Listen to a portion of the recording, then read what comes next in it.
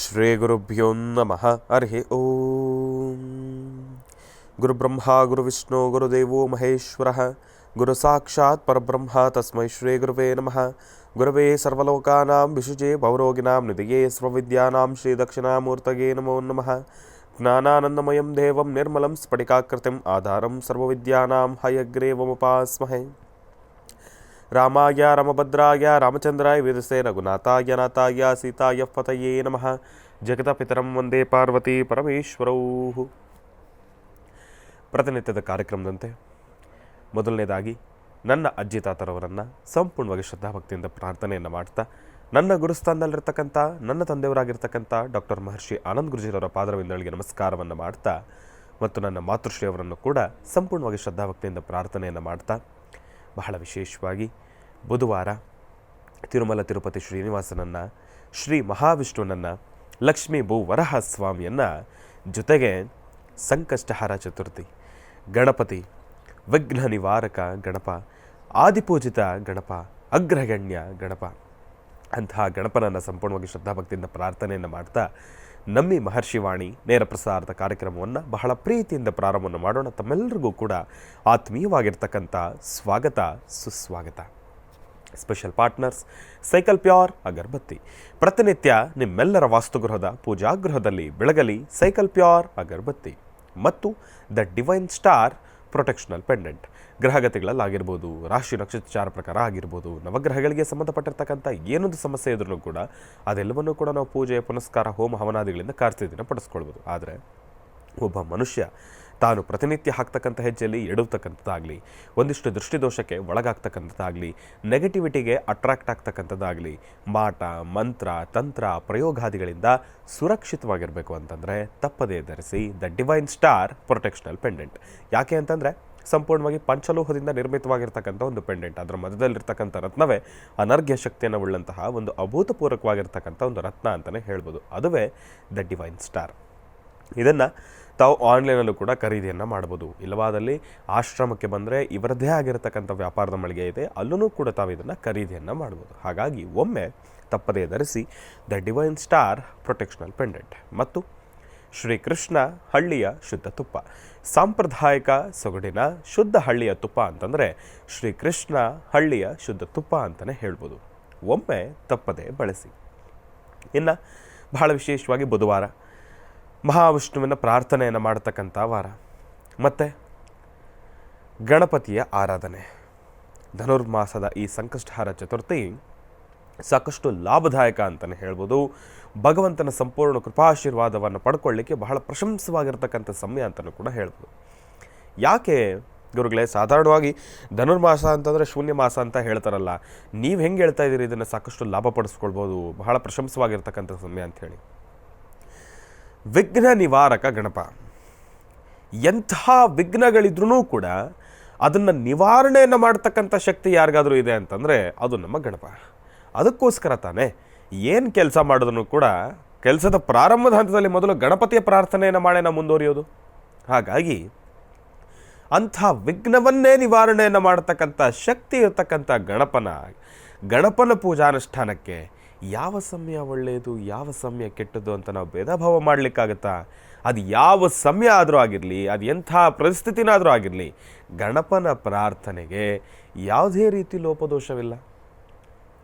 ಅಂತಹ ಗಣಪ, ಮುದ್ದು ಗಣಪ, ಬಾಲಗಣಪ, ಅಭಯ ಹಸ್ತವನ್ನು ನೀಡ್ತಾ ಇರತಕ್ಕಂಥ ಗಣಪ, ಎಲ್ಲರ ಮನಸ್ಸಿನಲ್ಲೂ ಕೂಡ ಬಹಳ ಪ್ರೀತಿಯನ್ನು ತುಂಬತಕ್ಕಂಥ ಗಣಪ.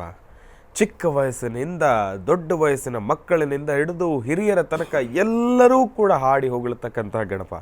ಎಲ್ಲರೂ ಕೂಡ ತೃಪ್ತಿಯಿಂದ, ಮನಸ್ಸಿಗೆ ಸಂತೋಷದಿಂದ, ಸಂಭ್ರಮದಿಂದ ಪೂಜಿಸಲ್ಪಡತಕ್ಕಂಥ ಗಣಪ.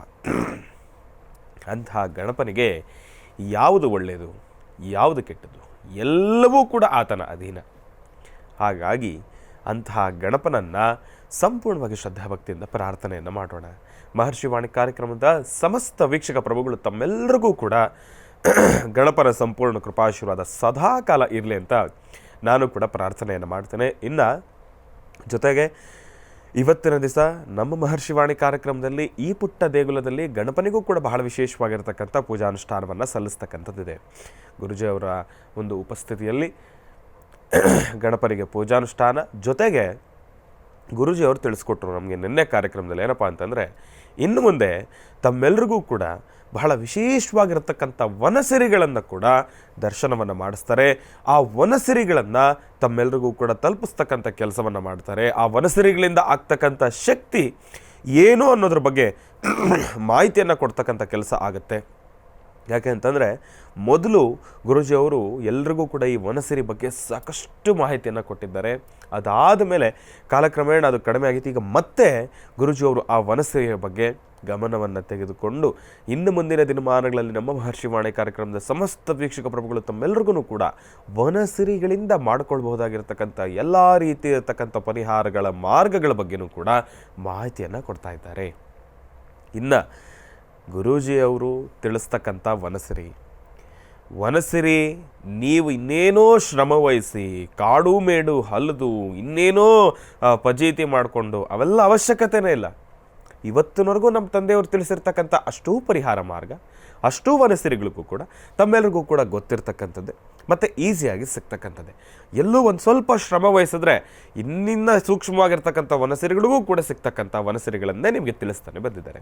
ಹಾಗಾಗಿ ಈ ಬಾರಿ ಯಾವ ವನಸಿರಿ ಬಗ್ಗೆ ನಮಗೆ ಮಾಹಿತಿಯನ್ನು ಕೊಡ್ತಾರೆ, ಆ ವನಸಿರಿಯಿಂದ ನಾವು ಮಾಡ್ಕೊಳ್ಬಹುದಾಗಿರತಕ್ಕಂಥ ಏನೆಲ್ಲ ಉಪಯುಕ್ತ ವಿಚಾರಗಳು ನಮಗೆ ತಿಳಿಸಬಹುದು, ಅದೆಲ್ಲದರ ಬಗ್ಗೆ ವಿಚಾರಗಳನ್ನು ತಿಳ್ಕೊಳ್ತಾ ಹೋಗೋಣ. ಮಹರ್ಷಿವಾಣಿ ಕಾರ್ಯಕ್ರಮ ಅಂತಂದರೆ ಎಲ್ಲರಿಗೂ ಕೂಡ ಒಂದು ರೀತಿ ಪ್ರೀತಿದಾಯಕ, ಅದಂತೂ ಕೂಡ ಸತ್ಯ. ಇಲ್ಲವಾದಲ್ಲಿ 11 ವರ್ಷಗಳ ಈ ಒಂದು ಸುದೀರ್ಘ ಪ್ರಯಾಣ ತಂದೆಯೋದಾಗಿರ್ಬೋದು, 3 ವರ್ಷಗಳನ್ನು ಇನ್ನೇನು ಈಗ ಈ ಫೆಬ್ರವರಿ ಬಂತು ಅಂತಂದರೆ 3 ವರ್ಷಗಳು ಮುಗಿದೋಗ್ತಾ ಬರ್ತಾ ಇದೆ. ಮನೋಗತ ಪ್ರಶ್ನಾತಂತ್ರ, ಮಾತನಾಡ್ತಕ್ಕಂಥ ವನಸಿರಿ, ಇದೆಲ್ಲವೂ ಕೂಡ ನೋಡಿ ಹೇಗೆ ಕಾಲ ಉರುಳ್ತಾ ಇದೆ ಅನ್ನೋದೇ ಅರ್ಥವಾಗ್ತಾ ಇಲ್ಲ. ನನ್ನ ಕಾರ್ಯಕ್ರಮದಲ್ಲೂ ಕೂಡ ಗುರುಗಳು ಹಂಚ್ಕೊಳ್ತಾ ಇದ್ರು ನಮ್ಮ ಜೊತೆ, ಹೇಗೆ 2024 ಕಳೆದೋಯ್ತು ಅನ್ನೋದೇ ಅರ್ಥವಾಗ್ತಾ ಇಲ್ಲ. ಹಾಗಾಗಿ ಬಹಳ ವೇಗವಾಗಿ ಮುಂದೆ ಹೋಗ್ತಾ ಇದೆ. ಜನರು ಕೂಡ ಅದರ ಬಗ್ಗೆ ಅಷ್ಟೇ ಒಂದು ಬ್ಯುಸಿ ಶೆಡ್ಯೂಲನ್ನು ಕ್ರಿಯೇಟ್ ಮಾಡ್ಕೊಂಡಿರ್ತಕ್ಕಂಥದ್ದಿದೆ. ಯಾಕೆ ಅಂತಂದರೆ ಕೊರೋನಾ ಅನ್ನೋ ಒಂದು ಮಹಾಮಾರಿ ಕಾಯಿಲೆ ಬಂದಾದ ಮೇಲೆ ನಿಮ್ಮೆಲ್ಲರ ಕೆಲಸದ ಒತ್ತಡ ಜಾಸ್ತಿನೇ ಆಗೋಗಿದೆ. ಯಾಕೆ ಅಂತಂದರೆ ಎಲ್ಲರೂ ಕೂಡ ಒಂದು ರೀತಿ ಆರ್ಥಿಕ ಸಂಕಷ್ಟಕ್ಕೆ ಬಿದ್ದಿರ್ತಕ್ಕಂಥದ್ದೇ ಇತ್ತು. ಹಣಕಾಸಿನ ಸಂಪಾದನೆ ಇರ್ತಕ್ಕಂಥವ್ರು ನೋಡಿ, ದುಡ್ಡಿದ್ದವ್ರಿಗೆ ಒಂದು ಚಿಂತೆ, ಇಲ್ಲದೆ ಇದ್ದವ್ರಿಗೆ ಒಂಥರ ಚಿಂತೆ. ಇದ್ದವ್ರಿಗೆ ಹೆಂಗಪ್ಪ ಇದನ್ನು ಉಳಿಸ್ಕೊಳ್ಳೋದು, ಹೆಂಗಪ್ಪ ಇದನ್ನು ಕಾಪಾಡ್ಕೊಳ್ಳೋದು, ಇಲ್ಲ ಅಂತಂದರೆ ಇರೋರಿಗೆ ಕಾಪಾಡ್ಕೊಳ್ಳೋದಕ್ಕಿಂತ ಇದನ್ನು ಹೆಂಗೆ ಖರ್ಚು ಖಾಲಿ ಮಾಡ್ಕೊಳ್ಳೋದು, ಇಲ್ಲ ಯಾರು ಬಂದು ಎತ್ಕೊಂಡು ಹೋಗ್ಬಿಡ್ತಾರೋ ಅನ್ನೋ ಚಿಂತೆ. ಇಲ್ಲದೇ ಇರೋರಿಗೆ ಅಯ್ಯಪ್ಪ ಕಾಸೇ ಇಲ್ವಲ್ಲಪ್ಪ, ಹೆಂಗಿದ್ವಾಗ ಸಂಪಾದನೆ, ಏನು ಮಾಡೋದು, ಇದನ್ನು ಹೆಂಗೆ ಜೋಪಾನ ಮಾಡೋದು ಅನ್ನೋದ್ರ ಬಗ್ಗೆ ಒಂದು ಚಿಂತೆ. ಹಾಗಾಗಿ ಎಲ್ಲರೂ ಕೂಡ ಒಂದು ರೀತಿ ತಲೆ ಕೆಡಿಸ್ಕೊಂಡು ಅವರವರದ ಕೆಲಸದಲ್ಲಿ ನಿರತರಾಗಿ ಯಾವುದೋ ಒಂದು ವಿಚಾರಕ್ಕೆ ಟೆನ್ಷನ್ ಮಾಡಿಕೊಂಡು ಏನೋ ಒಂದು ರೀತಿ ಮುಂದೆ ಹೊಡಿತಾ ಇರ್ತಕ್ಕಂಥದ್ದಿದೆ. ಆಮೇಲೆ ಇತ್ತೀಚಿನ ದಿನಮಾನಗಳಲ್ಲಿ ಎಷ್ಟೋ ಜನ ಯುವಕರನ್ನು ನಾನು ಗಮನಿಸ್ತಾ ಇದ್ದೀನಿ. ಎಲ್ಲರ ವಾಸ್ತುಗೃಹದಲ್ಲೂ ಕೂಡ ಒಂದು ಪ್ರೆಷರ್ ಕ್ರಿಯೇಟ್ ಆಗಿದೆ. ಏನಪ್ಪ ಅಂತಂದರೆ ಕೆಲಸ ಕೆಲಸ ಕೆಲಸ ಕೆಲಸ ಕೆಲಸ. ಯಾಕೆ ಅಂತಂದರೆ ಎಲ್ಲ ಕಡೆ ಸಮಸ್ಯೆ ಅನ್ನೋ ಸೃಷ್ಟಿಯಾಗಿದೆ. ಆ ಸಮಸ್ಯೆ ಸೃಷ್ಟಿಯ ಜೊತೆಗೆ ನಮಗೆ ಬೇಕಾಗಿರ್ತಕ್ಕಂಥ ಎಲ್ಲ ರೀತಿ ಇರತಕ್ಕಂಥ ಮೂಲಭೂತ ಸೌಕರ್ಯಗಳು, ಒಂದು ದವಸ ಧಾನ್ಯ ಆಗಿರ್ಬೋದು, ದಿನಸಿ ಪದಾರ್ಥ ಆಗಿರ್ಬೋದು, ತರಕಾರಿ ಬೆಲೆ ಆಗಿರ್ಬೋದು, ಎಲ್ಲವೂ ಕೂಡ ಎಲ್ಲೋ ಒಂದು ಕಡೆ ಏರಿಳಿಕೆ ಆಗಿದೆ, ಜಾಸ್ತಿ ಆಗಿದೆ. ಅದಕ್ಕೆ ನಮ್ಮ ಕಾಸ್ಟ್ ಆಫ್ ಲಿವಿಂಗ್ ಎಂಬತಕ್ಕಂಥದ್ದು ಏನಿದೆ ಅದೆಲ್ಲನೂ ಕೂಡ ಜಾಸ್ತಿ ಆಗೋಗಿದೆ. ಈಗ ನಮ್ಮ ಸಂಪಾದನೆ ಅನ್ನೋದೇನಿದೆ, ಒಂದು ತಿಂಗಳಿನ ಸಂಪಾದನೆ, ನಮ್ಗೆ ಮೊದಲು ಒಂದು ತಿಂಗಳು ಸಂಪಾದನೆ ಬಂತು ಅಂತಂದರೆ 2 ತಿಂಗಳು ಅದನ್ನು ಖರ್ಚು ಮಾಡೋದ್ರಲ್ಲಿ ನಾವು ಜಂಗೋ ಒಂದಾಗ ಜೋಪಾನ ಮಾಡಿಕೊಂಡು ಜೀವನನ ಸಾಗಿಸ್ಬೋದಾಗಿತ್ತು. ಆದರೆ ಇವತ್ತಿನ ಖರ್ಚಿಗೆ ನಮಗೆ ಬರ್ತಾ ಇರೋ ಸಂಬಳಕ್ಕೆ ಅದನ್ನು ಒಂದು ವಾರ ನಾವು ಇಟ್ಕೊಳ್ಳೋದು ಹೆಚ್ಚೆಚ್ಚಾಗೋಗಿದೆ. ನೋಡಿ, 50,000 ಸಂಪಾದನೆ ಮಾಡೋರಿಗೆ ಅದರದ್ದೇ ತಕ್ಕನಾಗಿರ್ತಕ್ಕಂಥ ಖರ್ಚು ಇದ್ದೇ ಇರುತ್ತೆ. ಅವ್ರಿಗೆ ಖಂಡಿತವಾಗ್ಲೂ 70,000 ಸಂಬಳ ಬರೋರಿಗೆ ಅವ್ರಿಗೆ ಅದರದ್ದೇ ಆಗಿರ್ತಕ್ಕಂಥ ಖರ್ಚಿರುತ್ತೆ. ಹಾಗಾಗಿ ಇಂತಹ ಸಮಯದಲ್ಲಿ ಗಣಪನನ್ನು ಪ್ರಾರ್ಥನೆಯನ್ನು ಮಾಡೋಣ. ಭಗವಂತನ ಅನುಗ್ರಹದಿಂದ ಎಲ್ಲವೂ ಕೂಡ ನೆಮ್ಮದಿಯುತವಾಗಿ ನಡೀಲಿ ಎಂಬತಕ್ಕಂಥದ್ದು ಪ್ರಾರ್ಥನೆಯನ್ನು ಸಲ್ಲಿಸೋಣ ಎಂಬತಕ್ಕಂಥ ಮಾತನ್ನು ಹೇಳ್ತಾ, ಇನ್ನು ಬಹಳ ವಿಶೇಷವಾಗಿ ಇಂದಿನ ಭಾಗದಲ್ಲಿ ತಿಳಿಸ್ತಾ ಇದ್ದೆ. ಧನುರ್ಮಾಸದ ಗಣಪನ ಆರಾಧನೆ ಬಹಳ ವಿಶೇಷ. ಗಣಪನನ್ನು ಈ ಸಮಯದಲ್ಲಿ ಯಾರು ಶ್ರದ್ಧಾಭಕ್ತಿಯಿಂದ ಪ್ರಾರ್ಥನೆಯನ್ನು ಮಾಡ್ತೀರಿ, ತಮ್ಮ ಇಷ್ಟಾರ್ಥಗಳು ಕಾರ್ಯಸಿದ್ಧಿ ಆಗುತ್ತೆ. ಜೊತೆಗೆ ಈ ಆರ್ಥಿಕ ಸಂಕಷ್ಟದಿಂದ ತಾವೆಲ್ಲರೂ ಕೂಡ ಆಚೆ ಬರತಕ್ಕಂಥದ್ದಿರುತ್ತೆ. ಗಣಪನ ಅನುಗ್ರಹದಿಂದ ಯಾರಿಗೆಲ್ಲ ಸಮಸ್ಯೆಗಳಿದೆ ನೋಡಿ, ಸಮಸ್ಯೆ ಎಂಬತಕ್ಕಂಥದ್ದು ಎಲ್ರಿಗೂ ಇರುತ್ತೆ. ಹಾಗಾಗಿ ಅಂತಹ ಸಮಸ್ಯೆಗಳೆಲ್ಲವನ್ನೂ ಕೂಡ ನಿವಾರಣೆಯನ್ನು ಮಾಡಿಕೊಂಡು ಗಣಪನ ಅನುಗ್ರಹದಿಂದ ತಮ್ಮ ಇಷ್ಟಾರ್ಥಗಳನ್ನು ಕಾರ್ಯಸಿದ್ಧಿಪಡಿಸ್ಕೊಳ್ಬೋದು. ಹಾಗಾಗಿ 2025 ಮುಂಬರತಕ್ಕಂಥ 2025 ಎಲ್ರಿಗೂ ಕೂಡ ಲಾಭದಾಯಕವಾಗಿರಲಿ, ಸಂತೋಷ, ಸಂಭ್ರಮ, ಸಂತಸವನ್ನು ತೆಗೆದುಕೊಂಡು ಬರಲಿ. ಎಲ್ಲದಕ್ಕಿಂತ ಮಿಗಿಲಾಗಿರ್ತಕ್ಕಂಥದ್ದು ಆರೋಗ್ಯ. ಆ ಆರೋಗ್ಯವನ್ನು ತಮ್ಮೆಲ್ಲರಿಗೂ ಕೂಡ ದಯಪಾಲಿಸಲಿ. ಆರೋಗ್ಯ ಎಲ್ರಿಗೂ ಕೂಡ ಉತ್ತಮ ಅವಶ್ಯಕ. ಯಾಕೆ ಅಂತಂದರೆ ಆರೋಗ್ಯ ಒಂದು ಚೆನ್ನಾಗಿದ್ದರೆ ಏನು ಬೇಕಾದರೂ ಮಾಡ್ಬೋದು. ಒಂದು ಚೂರು ಹೆಚ್ಚು ಕಡಿಮೆ ಆದ್ರೂ ಕೂಡ ಆರೋಗ್ಯದಲ್ಲಿ ಮನುಷ್ಯನಿಗೆ ಏನನ್ನೂ ಕೂಡ ಮಾಡಲಿಕ್ಕಾಗೋದಿಲ್ಲ, ಎಲ್ಲವೂ ಕೂಡ ಅಸಾಧ್ಯವಾಗೋಗುತ್ತೆ. ಏನೋ ಒಂದು ಕಡೆ ತಾವು ಯಾವುದೋ ಒಂದು ಬಹಳ ದೊಡ್ಡದಾಗಿರ್ತಕ್ಕಂಥ ಒಂದು ಆಸ್ತಿನೇ ಕಳ್ಕೊಂಡಿರ್ತಕ್ಕಂಥ ಒಂದು ಪರಿಸ್ಥಿತಿಗೆ ಎದುರಾಗ್ತಕ್ಕಂಥದ್ದು ಇರುತ್ತೆ. ಅದರಲ್ಲೂ ಇತ್ತೀಚಿನ ದಿನಮಾನಗಳಲ್ಲಿ ಎದುರಾಗಿರ್ತಕ್ಕಂಥ ಈ ವಾತಾವರಣ ಬಹಳಷ್ಟು ಚಳಿ ಇದೆ. ಏನು ಬೆಳಗ್ಗೆ 6 ಗಂಟೆ ಆದ್ರೂ ಕೂಡ 7 ಗಂಟೆ ಆದ್ರೂ ಕೂಡ 14 ಡಿಗ್ರಿ 15 ಡಿಗ್ರಿ ಚಳಿ ಅಂತಂದರೆ ಎಷ್ಟು ಚಳಿ ಇರ್ಬೋದು? ಮಕ್ಕಳ ಪರಿಸ್ಥಿತಿ ಏನು? ಮನೆಯಲ್ಲಿರ್ತಕ್ಕಂಥ ಸಣ್ಣ ಮಕ್ಕಳ ಪರಿಸ್ಥಿತಿ ಏನು? ಹಾಗಾಗಿ ಗಣಪನಲ್ಲಿ ಪ್ರಾರ್ಥನೆಯನ್ನು ಮಾಡೋಣ. ದುಡ್ಡು, ಕಾಸು, ಆಸ್ತಿ, ಅಂತಸ್ತು, ಐಶ್ವರ್ಯ ಇದೆಲ್ಲವನ್ನು ಕೊಡೋದು ಸಹಜವೇ. ಆದರೆ ಭಗವಂತನನ್ನು ನಾವು ಈ ಕ್ಷಣ ಪ್ರಾರ್ಥನೆ ಮಾಡುವಂಥದ್ದು ಏನಪ್ಪ ಅಂತಂದರೆ ಎಲ್ರಿಗೂ ಕೂಡ ಆರೋಗ್ಯ ಚೆನ್ನಾಗಿ ಕೊಟ್ಬಿಟ್ರೆ ಸಾಕಾಗಿದೆ ಈಗ. ಯಾಕೆ ಅಂತಂದರೆ ಸಾಕಷ್ಟು ಜನ ಅನಾರೋಗ್ಯದ ಸಮಸ್ಯೆಯಿಂದ ನರಳ್ತಾ ಇರ್ತಕ್ಕಂಥದ್ದಿದೆ. ಹಾಗಾಗಿ ಈ ಧನುರ್ಮಾಸದ ಈ ಸಂಕಷ್ಟಹಾರ ಚತುರ್ಥಿಯ ಈ ಒಂದು ಸಮಯದಲ್ಲಿ, ಈ ಪರ್ವಕಾಲದಲ್ಲಿ ಗಣಪನನ್ನು ನಾವೆಲ್ಲರೂ ಕೂಡ ಪ್ರಾರ್ಥನೆಯನ್ನು ಮಾಡೋಣ. ಗಣಪನಿಗೆ ನಾವು ಒಂದಿಷ್ಟು ಪ್ರಾರ್ಥನೆಯನ್ನು ಸಲ್ಲಿಸೋಣ. ಆರೋಗ್ಯವನ್ನು ದಯಪಾಲಿಸಪ್ಪ ಭಗವಂತ. ರೈತರ ಸಂಕಷ್ಟ ಜಾಸ್ತಿ ಆಗಿದೆ, ಯೋಧರಿಗೆ ಸಂಕಷ್ಟ. ನೋಡಿ, ನಾವು ಇವತ್ತಿನ ದಿವಸ ಇಂಥ ಒಂದು ಹೃದಯ ಭಾಗದಲ್ಲಿದ್ದು ನಮಗಷ್ಟಾಗಿ ಚಳಿನೇ ತಾಗೋದಿಲ್ಲ. ಅದರಲ್ಲೂ ಬೆಂಗಳೂರಿನಲ್ಲಿರ್ತಕ್ಕಂಥವ್ರಿಗಂತೂ ಅದೃಷ್ಟವೇ ಅದೃಷ್ಟ. ಈ ಕಡೆ ಮಳೆಗೆ ಮಳೆನೂ ಒಂಥರ ಮೀಡಿಯಮ್ ಆಗಿರುತ್ತೆ, ಚಳಿಗೆ ಚಳಿನೂ ಮೀಡಿಯಮ್ ಆಗಿರುತ್ತೆ. ಒಂದು ಪರಿಸರನೂ ಕೂಡ ಹಾಗೆ ಶಾಂತಿ ನೆಮ್ಮದಿಯಿಂದ ಇರುತ್ತೆ. ಯಾವ ಸುನಾಮಿಗೂ ಫ್ಲಡ್ಗೂ ಯಾವುದಕ್ಕೂ ಕೂಡ ಭಯ ಬೀಳೋ ಅವಶ್ಯಕತೆ ಇರೋದಿಲ್ಲ. ಅಂಥ ನಮ್ಮ ಬೆಂಗಳೂರಿನಲ್ಲೇ ಈ ಪಾಟಿ ಚಳಿ ಇದೆ ಅಂತಂದರೆ ಇನ್ನು ಗಡಿ ಭಾಗದಲ್ಲಿ ನಮಗೋಸ್ಕರ ಶ್ರಮಿಸ್ತಾ ಇರತಕ್ಕಂಥ ಯೋಧರ ಸಂಕಷ್ಟ ಎಷ್ಟಿರಬೇಕಪ್ಪ? ಅವ್ರಿಗೆ ಇನ್ನೆಷ್ಟು ಚಳಿ ಇರಬೇಕು? ಸಾಧಾರಣವಾಗಿಯೇ ಚಳಿ ತಡ್ಕೊಳ್ಳೋಕ್ಕಾಗೋದಿಲ್ಲ, ಅದರಲ್ಲೂ ಇಂಥ ಪರಿಸ್ಥಿತಿನಲ್ಲಿ ಅವರ ಒಂದು ಸಂಕಷ್ಟ ಎಷ್ಟರ ಮಟ್ಟಿಗೆ ಇರ್ಬೋದು. ಹಾಗಾಗಿ ನಾವು ಗಣಪನಲ್ಲಿ ಪ್ರಾರ್ಥನೆಯನ್ನು ಸಲ್ಲಿಸೋಣ. ಯೋಧರಿಗೆಲ್ರಿಗೂ ಕೂಡ ಒಳ್ಳೆಯದಾಗಲಿ, ಅವರಿಗೆ ಮತ್ತಷ್ಟು ಶಕ್ತಿ ಕೊಡಲಿ, ಆ ಭಾರತಾಂಬೆಯ ಅನುಗ್ರಹ ಸಿಗಲಿ ಅಂಥೇಳಿ ಪ್ರಾರ್ಥನೆಯನ್ನು ಸಲ್ಲಿಸ್ತಾ ಇನ್ನು ವಿಚಾರಧಾರೆ ಸಾಕಷ್ಟು ಇದೆ. ಸಂಕಷ್ಟಹಾರ ಚತುರ್ಥಿ ಬೇರೆ, ಗಣಪನ ಅನುಗ್ರಹ ಒಂದು ಕಡೆ, ಮತ್ತು ಗುರುಗಳು ನಮಗೆ ತಿಳಿಸ್ಕೊಡ್ತಾ ಇರತಕ್ಕಂಥ ಬಹಳ ವಿಶೇಷವಾಗಿರ್ತಕ್ಕಂಥ ವನಸರಿ, ಅದೆಲ್ಲವನ್ನು ಕೂಡ ತಿಳ್ಕೊಳ್ಬೇಕಲ್ವ. ಹಾಗಾಗಿ ಈಗ ನಮ್ಮ ಪ್ರೀತಿಯ ಗುರುಗಳನ್ನು ಕಾರ್ಯಕ್ರಮಕ್ಕೆ ಸ್ವಾಗತಿಸ್ತಕ್ಕಂಥ ಸಮಯ. ಶ್ರೀಯುತರು ಸಾಮುದ್ರಿಕ ಶಿರೋಮಣಿ, ಸ್ವರ ಸರ್ವಜ್ಞ, ದರ್ಪಣಾಂಜನ, ಚಕ್ಷುರ್ಮತಿ ವಿದ್ಯಾನಿಪುಣ, ಶ್ರೀ ವಿದ್ಯಾಪಾಸ್ಕರತ್ನ, ಅಥರ್ವಣ ಪರಿಹಾರ ಪ್ರವೀಣರು ಮತ್ತು ವನಸರಿ ಆಯುರ್ವೇದ ರತ್ನರು, ನಮ್ಮ ನಿಮ್ಮೆಲ್ಲರ ಪ್ರೀತಿಯ ಅಚ್ಚುಮೆಚ್ಚಿನ ಮಹರ್ಷಿ ಮಂದಿರ ಬ್ರಹ್ಮರ್ಷಿ ಆನಂದ ಪೀಠಂನ ಸಂಸ್ಥಾಪಕರು, ಖ್ಯಾತ ಜ್ಯೋತಿಷಿಗಳು ಶ್ರೀ ಶ್ರೀ ಶ್ರೀ ಡಾಕ್ಟರ್ ಮಹರ್ಷಿ ಆನಂದ್ ಗುರುಜಿ ಅವರನ್ನು, ನನ್ನ ತಂದೆಯವರನ್ನು ಪ್ರೀತಿಪೂರ್ವಕವಾಗಿ ಭಕ್ತಿಪೂರ್ವಕವಾಗಿ ಕಾರ್ಯಕ್ರಮಕ್ಕೆ ಸ್ವಾಗತಿಸೋಣ. ಗುರುಗಳೇ, ಕಾರ್ಯಕ್ರಮಕ್ಕೆ ಸ್ವಾಗತ, ಸುಸ್ವಾಗತ. ಏಕದಂತಾಯ ವಿದ್ಮಹೇ ವಕ್ರತುಂಡಾಯ ಧೀಮಹಿ ತನ್ನೋ ದಂತಿ ಪ್ರಚೋದಯಾತ್. ನವೋ ರಾತಪದೇ ನವೋ ಗಣಪತೆ ನಮ ಪ್ರಮದಪದೇ ನಮಸ್ತೆ ಅಸ್ತು ಲಂಬೋದರಾಯ ಏಕದಂತಾಯ ಸರ್ವವಿಘ್ನವಿನಾಶನೇ ನಮಸ್ತೆ ಶಿವಸುತಾಯ ಶ್ರೀ ವರದಮೂರ್ತಯೇ ನಮೋ ನಮಃ. ಓಂ ಗಣಾನಾನ್ತ್ವಾ ಗಣಪತಿಗಂ ಭವಾಮಹೇ ಕವಿಂ ಕವೀನಾನುಪಮಶ್ರಮಸ್ತವಂ ಜ್ಯೇಷ್ಠರಾಜಂ ಬ್ರಹ್ಮಣಾಂ ಬ್ರಹ್ಮಣಸ್ವದಾನ ಶೃಣ್ವನ್ನೋತಪಸ್ಸೀದ ಸಾಧನಂ. ಓಂ ಗಂ ಗಣಪತೇ ನಮಃ. ಓಂ ಗಂ ಗಣಪತೇ ನಮಃ. ಓಂ ಗಂ ಗಣಪತೇ ನಮಃ. ಆದಿಪೂಜಿತನೂ ಅಗ್ರಗಣ್ಯನೂ ಆದಂತಹ ಗಣಪತಿಯನ್ನು ಪ್ರಾರ್ಥನೆ ಮಾಡ್ತಾ ಸಂಕಷ್ಟಹರ ಪ್ರತಿಯೊಬ್ಬರ ಕಷ್ಟಗಳು ದೂರವಾಗಲಿ ಎಂಬತಕ್ಕಂಥದ್ದಕ್ಕೋಸ್ಕರನೇ ಪ್ರತಿ ಮಾಸದಲ್ಲಿ ಬರ್ತಕ್ಕಂತಹ ಸಂಕಷ್ಟಹರ ಮಹಾಗಣಪತಿ. ಇನ್ನು ಧನುರ್ಮಾಸದಲ್ಲೂ ಸಹಿತ ಸಂಕಷ್ಟಹರ ಮಹಾಗಣಪತಿ ಅಷ್ಟೇ ವಿಶೇಷವಾಗಿರ್ತಕ್ಕಂಥದ್ದು. ಧನುರ್ಮಾಸ ಸಾಕಷ್ಟು ಚಳಿಯಿಂದ ಕೂಡಿರ್ತಕ್ಕಂಥದ್ದು, ತಂಪಿನಿಂದ ಇರತಕ್ಕಂಥದ್ದು. ಸಾಕಷ್ಟು ತಂಪು ಮತ್ತು ಚಳಿ ಇದೆ. ಇಂತಹ ಚಳಿಗಾಲದಲ್ಲಿ ಮಹಾಗಣಪತಿಯನ್ನು ಪ್ರಾರ್ಥನೆ ಮಾಡಿ ಶುಭ ಬೆಳಗಿನ ಬ್ರಾಹ್ಮಿ ಮುಹೂರ್ತ ಮತ್ತು ಸಂಧ್ಯಾಕಾಲ. ಎಲ್ಲರಿಗೂ ಒಂದು ಯಕ್ಷ ಪ್ರಶ್ನೆ ಏನಪ್ಪ ಅಂದರೆ, ಬ್ರಾಹ್ಮಿ ಮುಹೂರ್ತ ಅಂದರೆ ಸಾಧ್ಯವಾದಷ್ಟು ಧನುರ್ಮಾಸದಲ್ಲಿ ಬೆಳಗಿನ ಜಾವ ಪೂಜೆ ಆಗೋಗ್ಬಿಡುತ್ತೆ. ಬೆಳಗಿನ ಜಾವ ಪೂಜೆ ಆದಮೇಲೆ ಇನ್ನು ಸಂಜೆ ಪೂಜೆ ತನಕ ಹೇಗೆ, ಅಥವಾ ಸಂಜೆ ಪೂಜೆ ಇದೆಯಾ, ಇದೆಲ್ಲ ಒಂದು ಚರ್ಚೆ, ಒಂದೆಲ್ಲ ಮನಸ್ಥಿತಿಗೆ ಅದು ಬರ್ತಕ್ಕಂಥದ್ದು. ಆದರೆ ಅರ್ಥ ಮಾಡ್ಕೋಬೇಕು, ಸಂಕಷ್ಟರ ಮಹಾಗಣಪತಿ ಗಣಪತಿಯ ಅನುಗ್ರಹವನ್ನು ಪಡೀಲಿಕ್ಕೆ ಮಹಾಗಣಪತಿಯ ಆರಾಧನೆ ಇರ್ತಕ್ಕಂಥದ್ದೇ ಶುಭ ಸಂಧ್ಯಾಕಾಲ. ಅದರಿಂದ ಸಂಧ್ಯಾಕಾಲದ ಅನುಷ್ಠಾನದ ಮಹಾಗಣಪತಿಯ ಒಂದು ಆರಾಧನೆ ಮಾಡತಕ್ಕಂಥದ್ದು.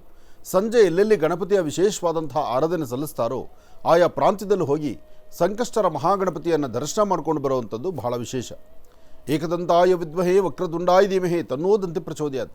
ಗಣಪನ ಅನುಗ್ರಹಕ್ಕಾಗಿ ಮೋದಕದಲ್ಲಿ, ಅಂದರೆ ಸ್ವಾಮಿಗೆ ಮೋದಕ ಬಹಳ ಇಷ್ಟವಾಗಿರ್ತಕ್ಕಂಥದ್ದು, ಮೋದಕದಿಂದ ಹೋಮ ಮಾಡತಕ್ಕಂಥದ್ದು, ಅಥವಾ ಕಡಲೆಕಾಳನ್ನು ದೇವರ ನೈವೇದ್ಯ ಕೊಡ್ತಕ್ಕಂಥದ್ದು, ಕಬ್ಬು ಮತ್ತು ವಿಶೇಷವಾಗಿರ್ತಕ್ಕಂಥ ಈ ಬೇಲದ ಹಣ್ಣು ಅಥವಾ ಬೆಲ್ಲದ ಹಣ್ಣು ಅಂತ ಹೇಳ್ತಾರೆ. ಈ ಬೇಲದ ಹಣ್ಣು ಅಥವಾ ಬೆಲ್ಲದ ಹಣ್ಣನ್ನು ಅದನ್ನು ಇವತ್ತು ಗಣಪತಿಗೆ ನೈವೇದ್ಯವಾಗಿ ಕೊಡ್ತಕ್ಕಂಥದ್ದು ಈ ಒಂದು ಧನುರ್ಮಾಸದಲ್ಲಿ ಬಹಳ ವಿಶೇಷ ಅಂತ ಹೇಳ್ತಾರೆ. ಯಾಕೆಂದರೆ ಈ ಮಾಸ ಪ್ರಕ್ರಿಯೆಗಳಿದೆಯಲ್ಲ, ಈ ಮಾಸಗಳಲ್ಲಿ ಒಂದೊಂದು ಮಾಸ ಒಂದೊಂದು ವಿಶೇಷವಾಗಿರ್ತಕ್ಕಂಥ ಅಂಶಗಳನ್ನು ಹೇಳುತ್ತೆ. ಹಾಗಾಗಿ ಧನುರ್ಮಾಸದಲ್ಲಿ ಗಣಪತಿಯ ಆರಾಧನೆ ಬಹಳ ವಿಶೇಷವಾಗಿರ್ತಕ್ಕಂಥದ್ದು. ಇನ್ನು ಬುಧವಾರ ಮಹಾವಿಷ್ಣು ಕಲ್ಯಾಣಾದ್ಭುತ ಗಾತ್ರಾಯತ್ ಕಾಮಿಧಾರ್ಥ ಪ್ರದಾಯಿನಿಂ ಶ್ರೀಮದ್ ವೆಂಕಟನಾಥಾಯಾಂ ಶ್ರೀನಿವಾಸಾಯ ಮಂಗಳಂ. ಗೋವಿಂದ ಗೋವಿಂದ. ತಿರುಮಲ ತಿರುಪತಿ ಶ್ರೀನಿವಾಸನ ಪ್ರಾರ್ಥನೆ, ಮಹಾವಿಷ್ಣುವಿನ ಆರಾಧನೆ. ಇದಂ ವಿಷ್ಣುರ್ ವಿಚಕ್ರಮೇ ತ್ರೇಧಾ ನಿದೇಪದಂ ಸಮೂಢಪಸ್ಯಮಾಗುಂ ಸುರೇ. ಮಹಾವಿಷ್ಣು ಪ್ರಾರ್ಥನೆ. ಇನ್ನು ಲಕ್ಷ್ಮೀ ಬೋರಹ ಸ್ವಾಮಿಯ ಸಾನ್ನಿಧ್ಯ. ಲಕ್ಷ್ಮೀ ಬೋರಹ ಸ್ವಾಮಿ ಸಾನ್ನಿಧ್ಯದಲ್ಲೂ ನಮಗೆ ಧನುರ್ಮಾಸ ಪೂಜೆ ಎಂಬತಕ್ಕಂಥದ್ದು ಬೆಳಗ್ಗೆನೇ ಪ್ರಾರಂಭ ಆಗಿದೆ. ಧನುರ್ಮಾಸ ಪೂಜೆ ಎಂಬತಕ್ಕಂಥದ್ದು ನಮ್ಮ ಸಾನ್ನಿಧ್ಯದಲ್ಲಿ ಅಂದರೆ ಮಹರ್ಷಿ ಮಂದಿರದಲ್ಲೂ ಸಹಿತ ವಿಶೇಷವಾಗಿ ಲಕ್ಷ್ಮೀ ಬೋರಹ ಸ್ವಾಮಿ ಸಾಲಿಗ್ರಾಮ ಕ್ಷೇತ್ರದಲ್ಲಿ ಬಹಳ ಅದ್ಧೂರಿತವಾಗಿ ನಡೀತಾ ಇದೆ. ಸಾಮಾನ್ಯಕ್ಕೆ ಎಲ್ಲ ಪ್ರತಿಯೊಂದು ದೇವಾಲಯಗಳಲ್ಲೂ ಬೆಳಗ್ಗೆ ಪೂಜೆ ಆದ ನಂತರ ದೇವಸ್ಥಾನವನ್ನು ಆ ಒಂದು ಕನಿಷ್ಠ ಪಕ್ಷ ಒಂದಷ್ಟು ಸಮಯ ಅದನ್ನು ನಿಲ್ಲಿಸ್ತಾರೆ. ಅಂದರೆ ದೇವಸ್ಥಾನದ ಬಾಗಿಲನ್ನ ಮುಚ್ಚುವಂಥದ್ದು ಒಂದು ಕ್ರಮ ಇದೆ. ಧನುರ್ಮಾಸ ಬೆಳಗ್ಗೆ ಬೇಗ ಪೂಜೆ ಮುಗಿಸಿ ಕ್ಲೋಸ್ ಮಾಡ್ತಾರೆ. ಯಾಕೆಂದರೆ ಬೆಳಗ್ಗೆ 4 ಗಂಟೆಗೋ 5 ಗಂಟೆಗೋ ಎದ್ದಿರ್ತಾರಲ್ಲ, ಎದ್ದು ಸೇವೆಯನ್ನು ಸಲ್ಲಿಸಿದಾದಮೇಲೆ ಮನುಷ್ಯನಿಗೆ ಒಂದಷ್ಟು ರೆಸ್ಟ್ ಬೇಕಲ್ಲ. ಹಾಗಾಗಿ ಇದೊಂದು ಪ್ರಕ್ರಿಯೆ ಇರುತ್ತೆ. ಇದಕ್ಕೆ ಇನ್ನೊಂದು ಅರ್ಥ ಏನಪ್ಪ ಅಂದರೆ, ಸ್ವಾಮಿ ಧನುರ್ಮಾಸದಲ್ಲಿ ಬೆಳಗಿನ ಜಾವ ಬೇಗ ಪೂಜೆ ಆದ ನಂತರ ನೈವೇದ್ಯ ಕೊಟ್ಟು ಕ್ಲೋಸ್ ಮಾಡೋದು ಒಂದು ಪದ್ಧತಿ.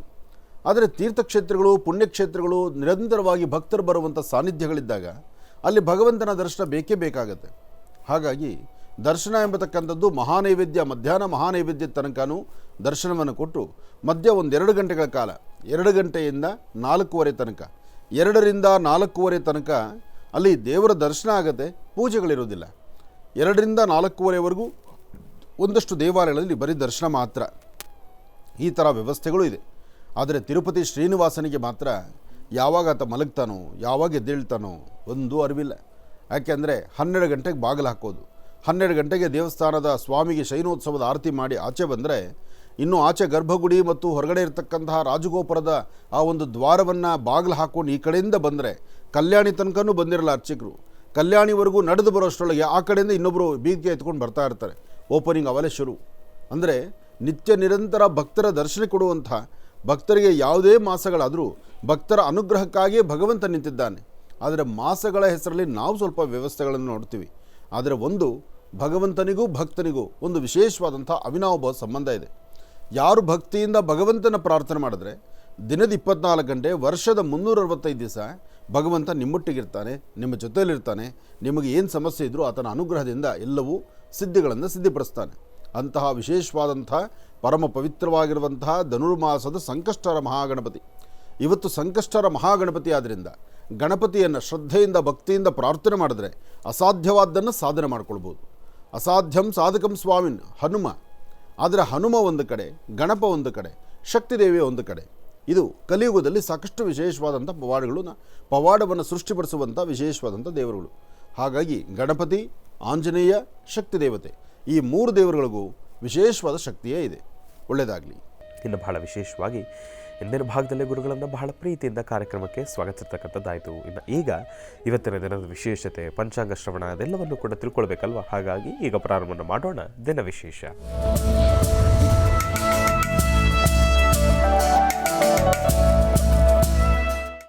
ಗುರುಗಳೇ, ಇವತ್ತಿನ ದಿನದ ವಿಶೇಷತೆ ಹಾಗೂ ಪಂಚಾಂಗ ಶ್ರವಣ.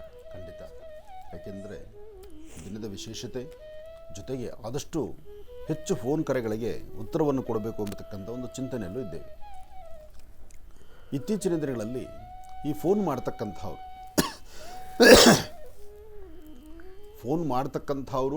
ಪಕ್ಕದಲ್ಲಿರ್ತಕ್ಕಂಥವ್ರು ಅಥವಾ ಮತ್ತೊಬ್ಬರದೋ ಮಗದೊಬ್ಬದ ಬಗ್ಗೆ ಅವ್ರ ಬಗ್ಗೆ ನಾವು ತಿಳ್ಕೊಳ್ಬೇಕು ಎಂಬತಕ್ಕಂಥ ಆಸೆಯಲ್ಲಿ ತಾವಿರ್ತೀರಿ. ಮಹರ್ಷಿವಾಣಿ ಕಾರ್ಯಕ್ರಮದ ಒಂದು ವಿಶೇಷತೆ ಏನೆಂದರೆ, ನೀವು ಎಲ್ಲಾದರೂ ಕರೆ ಮಾಡಿದ್ರು ಅಥವಾ ಯಾರಾದರೂ ಕನ್ಸಲ್ಟ್ ಮಾಡಿದ್ರೆ ಯಾರಿಗಾದರೂ ಫೋನಲ್ಲಿ ಏನು ಬೇಕಾದ್ರೂ ಹೇಳ್ಬೋದು. ಆದರೆ ಮಹರ್ಷಿವಾಣಿ ಕಾರ್ಯಕ್ರಮದ ಮೂಲ ಉದ್ದೇಶ ಯಾರು ಕರೆ ಮಾಡ್ತಾರೋ ಕರೆ ಮಾಡ್ತಕ್ಕಂಥವ್ರ ಸ್ವರವನ್ನು ಆಲಿಸಿ ತಿಳಿಸುವುದೇ ಒಂದು ವಿಶೇಷತೆ. ಬಹುಶಃ ಈ ಸ್ವರತರಂಗದಲ್ಲಿ ಹೇಳುವಂಥ ಕಲೆ, ಹೇಳುವಂಥ ವಿದ್ಯೆ, ಆ ವಿದ್ಯೆಯ ರಹಸ್ಯವನ್ನು ನೀವು ತಿಳ್ಕೊಳ್ಬೇಕಾದ್ರೆ ಮಹರ್ಷಿವಾಣಿ ಕಾರ್ಯಕ್ರಮದಲ್ಲೇ ಮಾತ್ರ. ಮತ್ತು ಯಾವ ಕಾರ್ಯಕ್ರಮದಲ್ಲೂ ಇದು ನಡೆಯುವುದಿಲ್ಲ. ಇದು ಒಂದು ಭಗವಂತ ಕೊಟ್ಟಂತಹ ಒಂದು ವರದಾನ. ಹಾಗೆ ಮನುಷ್ಯ ತಾನು ಯಾವಾಗೂ ಅಷ್ಟೇ ನಗನಗ್ತಾ ಇರಬೇಕು, ಹಸನ್ಮುಖಿ ಆಗಿರಬೇಕು, ಯಾವತ್ತೂ ಸಹಿತ ಯಾವುದಕ್ಕೂ ಅಂಜಬಾರ್ದು, ಭಯಪಡಬಾರ್ದು, ಭಗವಂತ ಕೊಟ್ಟದ್ದರಲ್ಲಿ ತೃಪ್ತರಾಗಿರಬೇಕು. ಹಾಗೆ ಯಾವುದೇ ಒಂದು ರಾಶಿ ನಕ್ಷತ್ರ, ಯಾವುದೇ ಒಂದು ಸಮಯ ಗಳಿಗೆಯಲ್ಲೂ ಸಹಿತ ಆತ ಅಪೇಕ್ಷೆ ಪಟ್ಟು ಬರತಕ್ಕಂಥದ್ದಲ್ಲ ತಾಯಿ ಗರ್ಭದಿಂದ. ಇದನ್ನೆಲ್ಲರೂ ತಿಳ್ಕೊಳ್ಬೇಕು. ಇಂಥ ಸಮಯಕ್ಕೆ ಹುಟ್ಟಿದರೆ ಚೆನ್ನಾಗಿತ್ತು, ಈ ಸಮಯ ಬಹಳ ವಿಶೇಷವಾಗಿತ್ತು, ಈ ತಿಥಿವಾರ ನಕ್ಷತ್ರ ಚೆನ್ನಾಗಿತ್ತು, ಈ ನಂಬರ್ ಭಾಳ ವಿಶೇಷವಾಗಿತ್ತು, ಇದೇ ನಂಬರ್ ಹುಟ್ಟಿದರೆ ನೀವು ಭಾಳ ಅದೃಷ್ಟವಂತರಾಗ್ತಿದ್ರಿ, ಈ ಪ್ರಕಾರ ಹೇಳ್ತಕ್ಕಂಥವ್ರು ಸಾಕಷ್ಟು ಜನ. ಅವರು ಯಾವ ನಂಬರಲ್ಲಿ ಹುಟ್ಟಿರ್ತಾರೋ ಅವ್ರಿಗೆ ಗೊತ್ತಿರಲ್ಲ. ಆದರೆ ಆಸ್ಥಾನ ಸಿಕ್ಕಾಗ ನಮ್ಮ ಮುಂದೆ 4 ಜನ ಕೇಳೋರು ಕೂತ್ಕೊಂಡಾಗ ನಾವು ಆಡುವ ಮಾತುಗಳು ಲಗಾಮಿಲ್ದಂಥ ರೀತಿಯಲ್ಲಿ ಹೋಗ್ತಾ ಇರುತ್ತೆ. ಅದು ತಪ್ಪೋದು. ಒಂದು ವಿಚಾರ ಅರ್ಥ ಮಾಡ್ಕೊಳ್ಳಿ. ತಾಯಿ ಗರ್ಭದಿಂದ ಹೊರಬರುವಾಗ ನನಗೆ ಈ ದಿನಾಂಕ ಸರಿಯಿಲ್ಲ, ಈ ದಿನಾಂಕ ಸರಿಯಿಲ್ಲ, ಈ ಡೇಟ್ ಸರಿಯಿಲ್ಲ, ಈ ಸಂಖ್ಯೆ ಸರಿಯಿಲ್ಲ, ನಾನು ಒಳಗೆ ಹೋಗ್ತೀನಿ, ನಾನು ನಾಳೆ ಬರ್ತೀನಿ ಹೊರಗಡೆ ಅಂದರೆ ತಾಯಿ ಗರ್ಭದಲ್ಲಿ ಸೇರ್ಕೊಳ್ಳಿಕ್ಕಾಗತ್ತಾ? ಅಥವಾ ಇವತ್ತಿನ ತಿಥಿವಾರ ನಕ್ಷತ್ರ ಸರಿಯಿಲ್ಲ, ಈ ನಕ್ಷತ್ರ ಸರಿಯಿಲ್ಲ, ಈ ನಕ್ಷತ್ರದಲ್ಲಿ ದೋಷ ಇದೆ, ಈ ನಕ್ಷತ್ರದಲ್ಲಿ ಹುಟ್ಟಬಾರ್ದು, ಇದು ಅಗ್ನಿ ನಕ್ಷತ್ರ, ಇದು ಪಂಚಕ ನಕ್ಷತ್ರ, ಇದು ರಾಶಿಯಲ್ಲಿ ತೊಂದರೆ ಇದೆ, ಈ ರಾಶಿಗಳಲ್ಲಿ ಹುಟ್ಟಿದ್ರೆ ಮನುಷ್ಯನಿಗೆ ಏನೋ ಒಂದು ಮಾರಕ ಕಾಯಿಲೆ ಬರುತ್ತೆ ಅಥವಾ ಒಂದು ತೊಂದರೆ ಆಗುತ್ತೆ, ತಾಯಿ ಗರ್ಭದಲ್ಲಿ ಪುನಃ ವಾಪಸ್ ಹೋಗ್ಲಿಕ್ಕಾಗತ್ತಾ? ಯಾವ ನಕ್ಷತ್ರ, ಯಾವ ಸಂಖ್ಯೆ, ಯಾವುದು ಕೆಟ್ಟದ್ದು? ಪ್ರತಿಯೊಂದಕ್ಕೂ ತನ್ನದೇ ಆದಂಥ ರೀತಿಯಲ್ಲಿ ಒಂದು ವಿಶೇಷತೆ ಇರುತ್ತೆ. ಇದನ್ನು ಅರ್ಥ ಮಾಡ್ಕೋಬೇಕು ನಾವು. ಈ ವ್ಯಕ್ತಿಯಲ್ಲಿ ಆ ಗುಣ ಇಲ್ಲ ಅಂದರೆ ಆ ಗುಣವನ್ನು ಮೀರಿರ್ತಕ್ಕಂಥ ಅದ್ಭುತವಾದಂಥ ಗುಣ ಆ ವ್ಯಕ್ತಿಗಿರುತ್ತೆ. ಅದೇನು ಎಂಬತಕ್ಕಂಥದ್ದನ್ನು ತೆಗೆದು ನೋಡ್ಬೇಕು ನಾವು. ಅಥವಾ ಅದರಲ್ಲಿರ್ತಕ್ಕಂಥ ಗುಣವನ್ನು, ಅದರಲ್ಲಿರ್ತಕ್ಕಂಥ ಒಂದು ಸ್ವಾರಸ್ಯಕರವಾದಂಥ ವಿಚಾರವನ್ನು ಅರ್ಥೈಸ್ಕೊಂಡ್ರೆ ಆಗ ಎಲ್ಲವೂ ಸಹಿತ ಸುಭಿಕ್ಷವಾಗಿ ಗೊತ್ತಾಗುತ್ತೆ. ನನಗೆ ಗೊತ್ತಿರೋ 4 ವಿದ್ಯೆಯಲ್ಲಿ ಇದೇ ಪ್ರಧಾನ, ಇದು ಬಿಟ್ಟರೆ ಇನ್ನೊಂದು ಇಲ್ಲ ಅಂತ ಹೇಳಿ ನಾನು ಇಲ್ಲಿ ಕೂತು ಮಾತಾಡಿಬಿಟ್ರೆ ಇದು ಸಾಧ್ಯವಾ? ಅರ್ಥ ಮಾಡ್ಕೋಬೇಕು. ಇನ್ನೊಬ್ಬರನ್ನ ಛೇಡಿಸ್ತಕ್ಕಂಥದ್ದು, ಇನ್ನೊಬ್ಬರನ್ನ ನೋವು ಕೊಡ್ತಕ್ಕಂಥದ್ದು, ಇನ್ನೊಬ್ಬರಿಗೆ ಹಿಂಸೆ ಪಡಿಸಿ ಮಾತಾಡೋದಾದರೆ ಇದು ಜ್ಯೋತಿಷ್ಯವೇ ಅಲ್ಲ. ಜ್ಯೋತಿಷ್ಯ ಅಂದರೆ ಏನು? ಒಂದು ಅದ್ಭುತವಾದ ಬೆಳಕು. ಈ ಬೆಳಕು ಪ್ರತಿಯೊಬ್ಬರಲ್ಲೂ ಇರುತ್ತೆ. ಪ್ರತಿಯೊಬ್ಬರಿಗೂ ಬೆಳಕಿದೆ, ಪ್ರತಿಯೊಬ್ಬರ ಜೀವನದಲ್ಲೂ ಯಶಸ್ಸಿದೆ. ಆದರೆ ಯಶಸ್ಸಿನ ಮುಂದೆ ಒಂದು ತೆರೆ ಇರುತ್ತೆ. ಆ ತೆರೆನ ಸರಿಸೋದಕ್ಕೆ 1000 ದಾರಿ ಇದೆ. 1-2 ದಾರಿ ಅಲ್ಲ, 1000 ದಾರಿಗಳಿದೆ.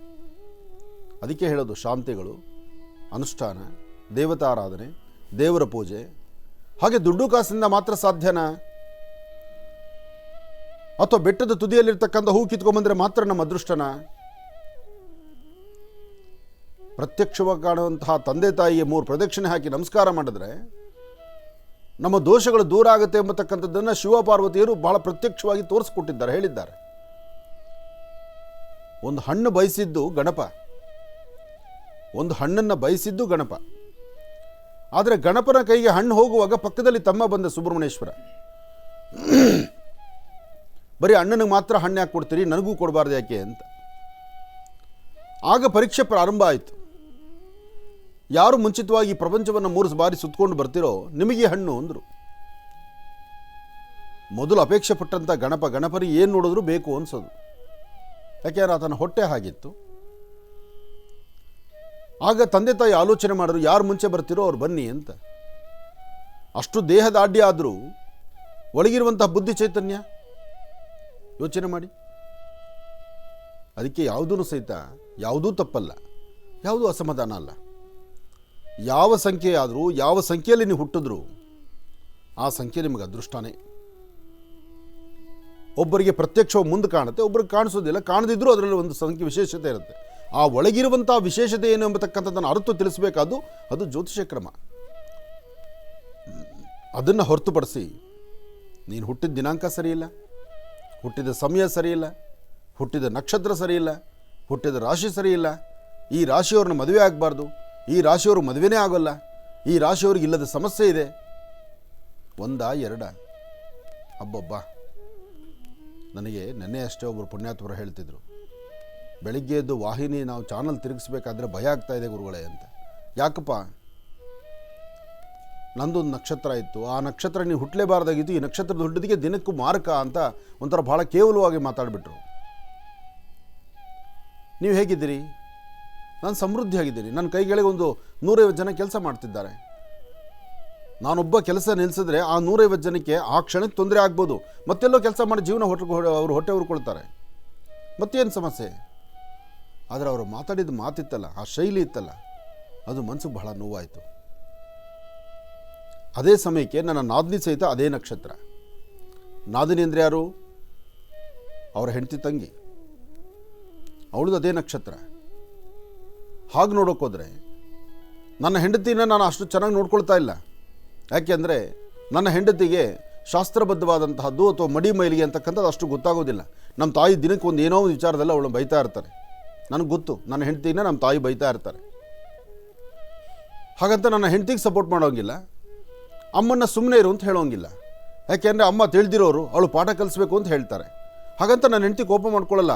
ನಾನು ತಪ್ಪು ಮಾಡಿದ್ರೆ ಅದಕ್ಕೆ ನಮ್ಮ ಅತ್ತೆ ಬೈತಿದ್ದಾರೆ ಅಂತ ಅವ್ರು ತಿಳ್ಕೊಳ್ತಾ ಇದ್ದಾರೆ. ಆದರೆ ನನ್ನ ನಾದಿನಿ ಸಹಿತ ನಂದೇ ನಕ್ಷತ್ರ ಅಂತ ಹೇಳಿದ್ನಲ್ಲ, ನನ್ನ ನಾದಿನಿ ಮದುವೆ ಆಗಿರ್ತಕ್ಕಂಥದ್ದು ಒಬ್ಬ IAS ಆಫೀಸರ್ನ. ಅವಳು ಮನೇಲಿ ಕೆಲಸನೇ ಮಾಡಲ್ಲ. ಅವಳ ಮನೇಲಿ 2-3 ಜನ ಆಳುಗಳಿದ್ದಾರೆ.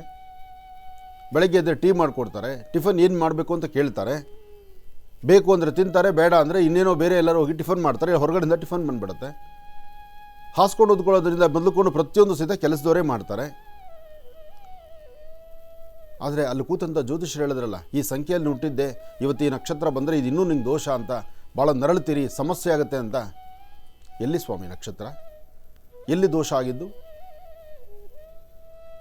ಇದೆಲ್ಲ ಕೇಳಿದಾಗ ಏನು ಅನ್ಸುತ್ತೆ, ಯಾವ ರೀತಿ ಯೋಚನೆ ಮಾಡಬೇಕು ಅನಿಸುತ್ತೆ? ಎಲ್ಲವೂ ಬೇಕು. ಪಂಚಾಂಗ, ತಿಥಿ ವಾರ ನಕ್ಷತ್ರ ಯೋಗ ಕರಣ. ತಿಥಿ ವಾರ ನಕ್ಷತ್ರ ಕರಣ, ಇದು ಪಂಚಾಂಗ. ಇದು ಪ್ರತಿಯೊಬ್ಬರು ತಿಳ್ಕೊಳ್ಬೇಕು. ಇದಕ್ಕೆ ಜಾತಿ ಮತ್ತು ಭೇದ ಪಂಥಗಳಿಲ್ಲ. ಹಿಂದೂ ಆದರೂ ಅಷ್ಟೇ, ಕ್ರೈಸ್ತರು ಅಷ್ಟೇ, ಮುಸ್ಲಿಂ ಆದರೂ ಅಷ್ಟೇ, ಎಲ್ಲರಿಗೂ ಬೇಕು ಆ ತಿಥಿ ವಾರ ನಕ್ಷತ್ರ. ಅಂದರೆ ಇವತ್ತು ಸೂರ್ಯ ಎಲ್ಲಿದ್ದಾನೆ, ಸೂರ್ಯ ಹೇಗೆ ಹುಟ್ಟುತ್ತಾ ಇದ್ದಾನೆ, ಚಂದ್ರ ಎಷ್ಟೊತ್ತು ಹುಟ್ಟುತ್ತಾನೆ, ಅಥವಾ ಇವತ್ತಿನ ನಕ್ಷತ್ರ ಏನು, ನಭೋಮಂಡಲದಲ್ಲಿ ಆಕಾಶದಲ್ಲಿ ತಲೆ ಎತ್ತಿ ನೋಡಿದ್ರೆ ಗೊತ್ತಾಗ್ಬಿಡುತ್ತೆ ನಕ್ಷತ್ರಗಳು ಯಾವ್ಯಾವುದು ಪ್ರಕಾಶಮಾನವಾಗಿದೆ ಅಂತ. ಧ್ರುವ ನಕ್ಷತ್ರ ಯಾವುದು ಅಂತ ಗೊತ್ತಾಗೋಗುತ್ತೆ. ಅದು ಸೈಂಟಿಫಿಕ್ ಆಗಿದೆ. ಶಾಸ್ತ್ರ ಸೈನ್ಸ್ ಅಂತ ಬಂತು. ಶಾಸ್ತ್ರನೇ ಅದು ಮೊದಲು, ಅದಾದಮೇಲೆ ಸೈನ್ಸಿಗೆ ಬಂತು. ಈಗ ಸೈನ್ಸಲ್ಲಿ ಇರ್ತಕ್ಕಂಥವ್ರು ಹೇಳೋರು ಏನಪ್ಪ ಅಂದರೆ ಸೈನ್ಸೇ ಪ್ರಧಾನ ಅಂತ. ಆ ಪ್ರಧಾನವಾಗಿರುವ ಸೈನ್ಸ್ಗೂ ಮುನ್ನ ಈ ಜ್ಯೋತಿಷ್ಯ ಇತ್ತು, ಪಂಚಾಂಗ ಇತ್ತು, ತಿಥಿವಾರ ನಕ್ಷತ್ರ ಇತ್ತು, ಋಷಿಮುನಿಗಳು ಅಂದೇ ಬರೆದಿಟ್ಟಿದ್ದಾರೆ. ಇದನ್ನು ಯಾರೂ ಮಾತಾಡೋದಿಲ್ಲ. ಯಾಕೆ ಅಂದರೆ ನಾವು ಶೂಟು ಬುಟ್ಟು ಹಾಕ್ಕೊಂಡಿದ್ದೀವಲ್ಲ, ಟೈ ಕಟ್ತೀವಲ್ಲ, ಅದಕ್ಕೆ ಅವ್ರ ದಾರಿಯಲ್ಲಿ ಹೋಗ್ತಾರೆ. ಯಾರ ದಾರಿಯಲ್ಲಾದರೂ ಹೋಗಲಿ. ಇನ್ನೊಬ್ಬರ ಮನಸ್ಸನ್ನು ನೋಯಿಸುವ ಅಧಿಕಾರ, ಇನ್ನೊಬ್ಬರ ಮನಸ್ಸಿನ ಮೇಲೆ ಗದಾಪ್ರಹಾರ, ಇನ್ನೊಬ್ಬರಿಗೆ ನಿನ್ನ ನಕ್ಷತ್ರ ಸರಿಯಿಲ್ಲ, ಈ ದಿನಾಂಕ ಸರಿಯಿಲ್ಲ, ಈ ಡೇಟಲ್ಲಿ ನೀನು ಹುಟ್ಟಿದ್ದೇ ತಪ್ಪು ಅನ್ನೋದು ಅಕ್ಷಮ್ಯ ಅಪರಾಧ. ಎಲ್ಲರಲ್ಲೂ ಒಂದು ಅದ್ಭುತವಾದ ಶಕ್ತಿ ಇರುತ್ತೆ, ಒಂದು ವಿಶೇಷತೆ ಇರುತ್ತೆ. ಆ ವಿಶೇಷತೆ ಏನು ಎಂಬತಕ್ಕಂಥದ್ದನ್ನು ಅದನ್ನು ಅರಿತು ಅದರಿಂದ ಅವ್ರಿಗೊಂದು ಪರಿಹಾರವನ್ನು ಕೊಟ್ಟಾಗ ಅದು ಅವರ ಮನಸ್ಸಿಗೆ ಸಿಗುವಂಥ ಆನಂದ. ಮನುಷ್ಯ ಬೆಳಗ್ಗೆ ಸಾಯ್ತಾನೆ ಅಂದರು, ಇನ್ನೂ 100 ಕಾಲ ಚೆನ್ನಾಗಿರ್ತೀಯ ಅನ್ನಬೇಕು. ಅವನು ಸಾಯೋದು ಅವನು ನಿಗದಿ, ಅದನ್ನು ಯಾರೂ ತಪ್ಪಿಸ್ಲಿಕ್ಕಾಗೋದಿಲ್ಲ. ನೀನು ಚೆನ್ನಾಗಿರ್ತೀಯ ಅಂದಾಗ ಆ ಕ್ಷಣ ಅವನ ಆನಂದ ಇದೆಯಲ್ಲ, ಅದು ತೃಪ್ತಿ. ಆ ತೃಪ್ತಿಯನ್ನು ಕೊಡೋ ಕೆಲಸ ಒಬ್ಬ ಮನುಷ್ಯರಾಗಿ ಮಾಡಬೇಕು. ಅದನ್ನು ಬಿಟ್ಟು ನಾಳೆ ಸಾಯೋವನಿಗೆ ಇವತ್ತೇ ಸಾಯಿಸಬಾರ್ದು ನಾವು. ಇದೆಲ್ಲ ಬಹಳ ವಿಚಾರಗಳಿದೆ. ಯಾಕೆ ಇವತ್ತು ಈ ವಿಚಾರ ಬಂತು ಅಂದರೆ ಪಂಚಾಂಗ ಕೈಲಿತ್ತಲ್ಲ, ಅದಕ್ಕೋಸ್ಕರನೇ ಬಂತು. ಒಳ್ಳೆಯದಾಗಲಿ.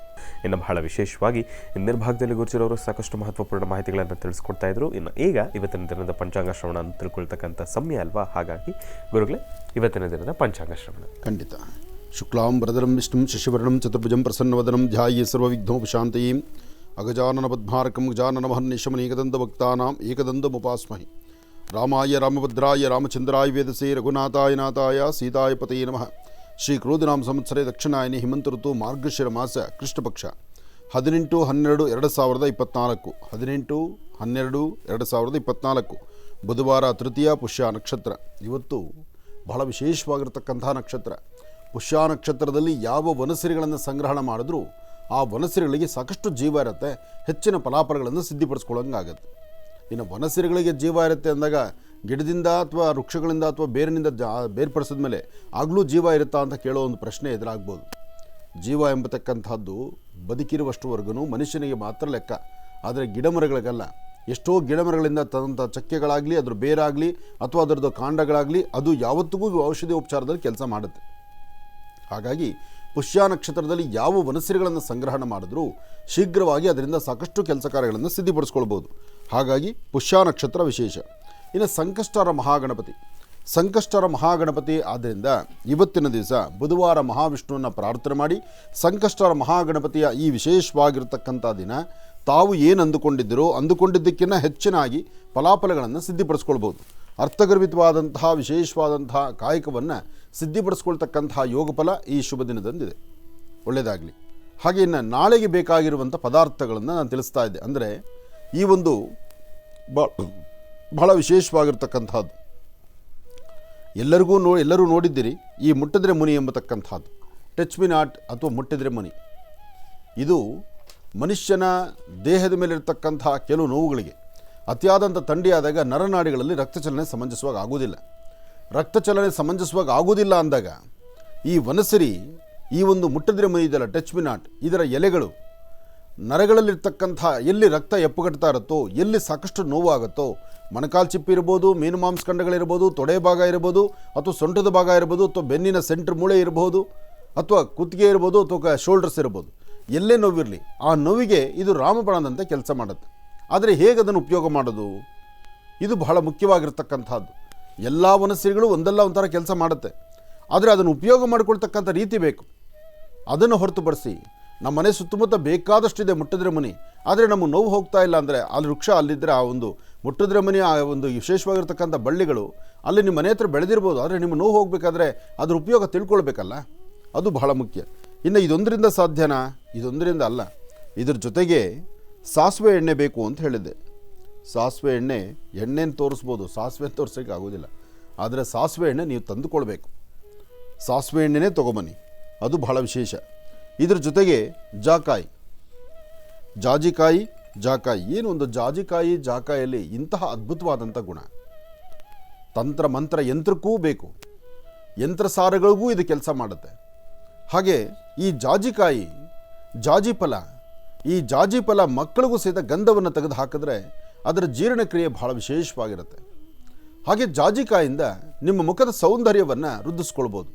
ಹೆಣ್ಣು ಮಕ್ಕಳಿಗೆ ಜಾಜಿಕಾಯಿ ಬಗ್ಗೆ ಬಹಳ ಅರಿವಿರುತ್ತೆ. ಯಾಕೆಂದರೆ ಸ್ವಲ್ಪ ಮುಖದ ಮೇಲೆ ಒಂಚೂರು ಕಪ್ಪು ಕಲೆ ಆದರೆ ಮೊದಲು ಇದರ ಗಂಧ ತೆಗೆದು ಆ ಕಲೆಗೆ ಹಚ್ಚಿಬಿಡ್ತೀರಿ. ಇನ್ನು ಪಚ್ಚಕರ್ಪೂರ, ಈ ಪಚ್ಚಕರ್ಪೂರ ಅಥವಾ ತೀರ್ಥದ ಕರ್ಪೂರ, ತೀರ್ಥಕ್ಕೆ ಹಾಕುವಂಥದ್ದಾದರೂ ಸರಿ ಅಥವಾ ಪಚ್ಚಕರ್ಪೂರ ಅಂದರೂ ಸರಿ, ತಿರುಮಲ ತಿರುಪತಿ ಶ್ರೀನಿವಾಸನ ಸಾನ್ನಿಧ್ಯ ಗರ್ಭಗುಡಿ ಒಳಗಡೆ ಹೋದರೆ ಪ್ರತಿಯೊಂದು ಗೋಡೆಗಳಿಗೂ ಸಹಿತ ಈ ಪಚ್ಚಕರ್ಪೂರ ಲೇಪನ ಆಗಿರುತ್ತೆ. ಅದಕ್ಕೆ ಅಲ್ಲಿನ ಸುಗಂಧ ಪರಿಮಳ, ಅಲ್ಲಿನ ವಿಶೇಷತೆ, ಆ ಪಾವಿತ್ರತೆ, ಅಲ್ಲಿರುವಂಥ ನೆಗೆಟಿವ್ ದೂರ ಮಾಡಿ ಪಾಸಿಟಿವ್ ಎನರ್ಜಿ ತುಂಬುವಂಥದ್ದು. ಆ ಪಾಸಿಟಿವ್ ಎನರ್ಜಿಯಿಂದ ಯಾವೊಬ್ಬ ಭಕ್ತರು ಭಗವಂತನ ಸಾನ್ನಿಧ್ಯಕ್ಕೆ ಹೋದರೂ ಸಹಿತ ಎಲ್ಲರಿಗೂ ಅವ್ರದ್ದೇ ಆದಂತಹ ಒಂದಷ್ಟು ಸಂತೋಷ ಆಗುತ್ತೆ, ಬೇಗ ಅವರ ಕಾರ್ಯಗಳು ಸಿದ್ಧಿ ಆಗುತ್ತೆ. ಇನ್ನು ಇದು ಬಿಳಿ ಎಕ್ಕದ ಎಲೆ ನೋಡಿ, ಎಕ್ಕದ ಎಲೆ ಹೀಗಿರುತ್ತೆ, ಇದನ್ನು ಚೆನ್ನಾಗಿ ಅರ್ಥ ಮಾಡ್ಕೊಳ್ಳಿ. ಬಿಳಿ ಎಕ್ಕದ ಎಲೆ ಇದು, ಮುಂಭಾಗ ಹಿಂಭಾಗ ಎರಡೂ ತೋರಿಸ್ತಾ ಇದ್ದೀನಿ. ಬಿಳಿ ಎಕ್ಕದ ಎಲೆ, ಈ ಎಲೆ ಸಹಿತ ನಮಗೆ ಬೇಕಾಗತ್ತೆ. ಇದಿಷ್ಟು. ಇದರ ಜೊತೆಗೆ ಅರಿಶಿಣದ ಕೊಂಬು, ಅರಿಶಿಣದ ಪುಡಿ ಹಾಕೋದಕ್ಕಿಂತ ಅರಿಶಿಣದ ಕೊಂಬಲ್ಲಿ ಭಾಳ ಶಕ್ತಿ. ಅರಿಶಿಣ ಕೊಂಬಿಗೆ ಏನಾದರೂ ಮಿಶ್ರಿತ ಆಗುತ್ತೆ. ಈ ಅರಿಶಿಣ ಕೊಂಬಿದೆಯಲ್ಲ, ಇದು ಬಹಳ ಬೇಗ ಕೆಲಸ ಮಾಡುತ್ತೆ.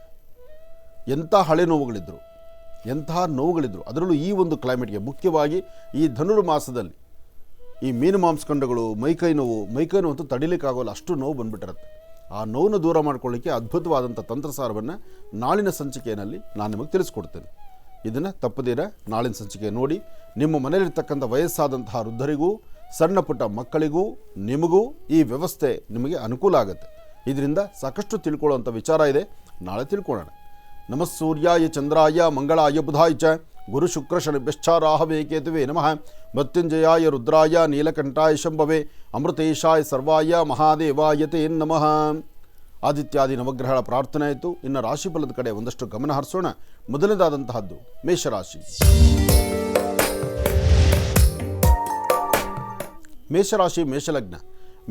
ಮೇಷಲಗ್ನದಲ್ಲಿರ್ತಕ್ಕಂಥವ್ರಿಗೆ ಬುಧ ಮತ್ತು ಚಂದ್ರ ಇರ್ತಕ್ಕಂಥ ಆಸ್ಥಾನ, ಗುರು ಮತ್ತು ಶುಕ್ರ ಇರ್ತಕ್ಕಂಥ ಆಸ್ಥಾನ ಚೆನ್ನಾಗಿದೆ.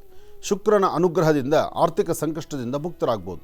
ವ್ಯಾಪಾರ ವ್ಯವಹಾರಗಳ ಕಡೆ ಸ್ವಲ್ಪ ಗಮನ ಕೊಡಬೇಕು. ಯಾವುದೇ ಕೆಲಸ ಮಾಡಬೇಕಾದರೂ ತಾಳ್ಮೆ ಇರಬೇಕು. ಮನಸ್ಸಲ್ಲಿ ನೆಮ್ಮದಿ ಇದ್ದು ಮಾಡುವಂಥ ಕೆಲಸ ಭಗವಂತನ ಕೃಪೆಯಿಂದಲೇ ಸಾಧ್ಯ, ಆತನ ಕೃಪಾಕಟಾಕ್ಷದಿಂದ ಏನು ಬೇಕಾದರೂ ಸಾಧಿಸ್ಕೊಳ್ಬಹುದು ಎಂಬತಕ್ಕಂಥ ಚಿಂತನೆ, ಆ ಒಳ್ಳೆ ಮನಸ್ಸು ನಿಮ್ಮದಾಗಿರಬೇಕು. ಹಾಗೆ ಇವತ್ತಿನ ದಿವಸ ತೃಪ್ತಿಕರವಾದಂತಹ ಬದುಕನ್ನು ಕಾಣಬೇಕಾದ ನಿಮಗೆ ಸಣ್ಣ ಪುಟ್ಟ ಕಿರಿಕಿರಿ ಸಮಸ್ಯೆಗಳು ಇವತ್ತು ಆಗುತ್ತೆ. ಯಾಕೆಂದರೆ ಇವತ್ತಿನ ನಿಮ್ಮ ರಾಶಿ ಮತ್ತು ರಾಶಿಗೆ ಸಂಬಂಧಪಟ್ಟಂಥ ಬೇರೆ ಗ್ರಹಗಳ ದೋಷ ಅದು ಇವತ್ತು ಸ್ವಲ್ಪ ತೊಂದರೆ ಕೊಡ್ಬೋದು. ಅದು ಎಲ್ಲಿವರೆಗೂ? 11:30ಯಿಂದ 4 ಗಂಟೆವರೆಗೂ, ಬೆಳಗಿನ 11:30ಯಿಂದ ಮಧ್ಯಾಹ್ನದ 4 ಗಂಟೆವರೆಗೂ ಸ್ವಲ್ಪ ಮಂದಗತಿಯಲ್ಲಿ ಸಾಗುವಂಥ ದಿನ. ಎಲ್ಲ ಕೆಲಸಗಳು ಬೇಗ ಕಾರ್ಯಸಿದ್ಧಿ ಆಗುತ್ತೆ ಅಂತಿಲ್ಲ, ಅಥವಾ ಎಲ್ಲ ಕೆಲಸಗಳು ನೀವು ಅಂದ್ಕೊಂಡಂಗೆ ಆಗುತ್ತೆ ಅಂತಿಲ್ಲ.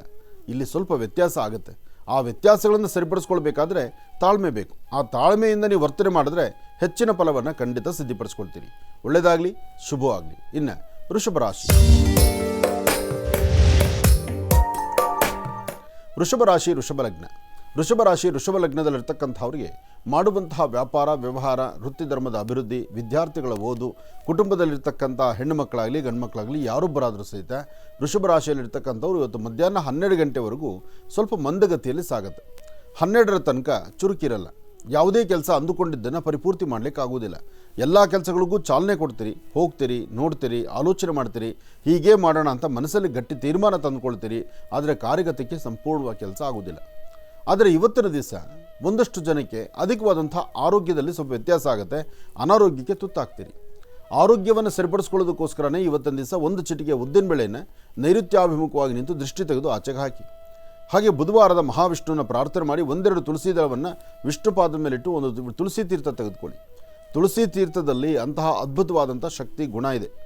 ತುಳಸಿ ಎಲೆ ಮೇಲೆ ಒಂದು ಹನಿ ನೀರು ಬಿದ್ದರೆ ಅದು ತೀರ್ಥವಾಗುತ್ತೆ. ಹೇಗೆ? ಅಕಾಲಂ ಮೃತ್ಯುಹರಣಂ ಸರ್ವವ್ಯಾಧಿ ನಿವಾರಣಂ ಸಮಸ್ತ ದುರಿತೋಪಶಮನಂ ಶ್ರೀಂ ಅಂಬಾಂ ಪಾದೋದಕಂ ಪಾವನಂ ಶುಭಂ. ಈ ಪ್ರಕೃತಿಯ ಮಡಿಲಲ್ಲಿ ಅದರ ಮೇಲೆ ಇಬ್ಬನಿ ಬಿದ್ದಾಗ, ತುಳಸಿ ಎಲೆ ಮೇಲೆ ಇಬ್ಬನಿ ಬಿದ್ದು ಅಂದರೆ ಬೆಳಗಿನ ಮಂಜು ಬಿದ್ದು ಆ ಬಿದ್ದಂಥದ್ದು ಆ ಎಲೆ ಮೇಲೆ ಬಿದ್ದಾಗ ಅದರಲ್ಲಿ ಒಂದು ಔಷಧಿ ಗುಣ ಬರುತ್ತೆ. ಆ ಔಷಧಿ ಗುಣದ ಮೇಲೆ ನೀವೊಂದು ಉದ್ದರಣ ನೀರು ಹಾಕಿ ಆ ನೀರನ್ನ ತೀರ್ಥವಾಗಿ ತೆಗೆದುಕೊಂಡಿದ್ದೆ ಆದರೆ ಅದು ಮತ್ತಷ್ಟು ಶಕ್ತಿ ಆಗುತ್ತೆ. ಇದನ್ನು ಪರೀಕ್ಷೆ ಮಾಡಿ ಇದನ್ನು ವಿಜ್ಞಾನಿಗಳು ಸಹಿತ ಸಾಬೀತುಪಡಿಸಿದ್ದಾರೆ. ಅದಕ್ಕಾಗಿ ತುಳಸಿ ಪೂಜನೀಯವಾದಂಥ ಸ್ಥಳ. ನೀವು ಮನೆ ಮುಂದೆ ಇದ್ದರೆ ನಿಮ್ಮ ಮನೆ ಸುತ್ತಮುತ್ತ ರಕ್ಷಣೆ ಮಾಡುತ್ತೆ. ತುಳಸಿ 2 ಎಲೆನ ಮಕ್ಕಳಿಗೆ ಅದರದ್ದು ರಸ ತೆಗೆದು ಹಾಕಿದರೆ ಗಂಟಲಲ್ಲಿ ಬರುವಂಥ ತೊಂದರೆಗಳು ದೂರ ಮಾಡುತ್ತೆ. ತುಳಸಿ ಯಾವತ್ತಿಗೂ ಆರೋಗ್ಯಕರವಾಗಿರ್ತಕ್ಕಂಥ ಒಂದು ವೃಕ್ಷವಾಗುತ್ತೆ. ಆ ಗಿಡ ಅಷ್ಟು ಪವಿತ್ರವಾಗಿರ್ತಕ್ಕಂಥ ಪೂಜೆಗೂ ಸರಿ, ವೈದ್ಯಕ್ಕೂ ಸರಿ. ಒಳ್ಳೆಯದಾಗಲಿ. ಇನ್ನು ಮಿಥುನ ರಾಶಿ.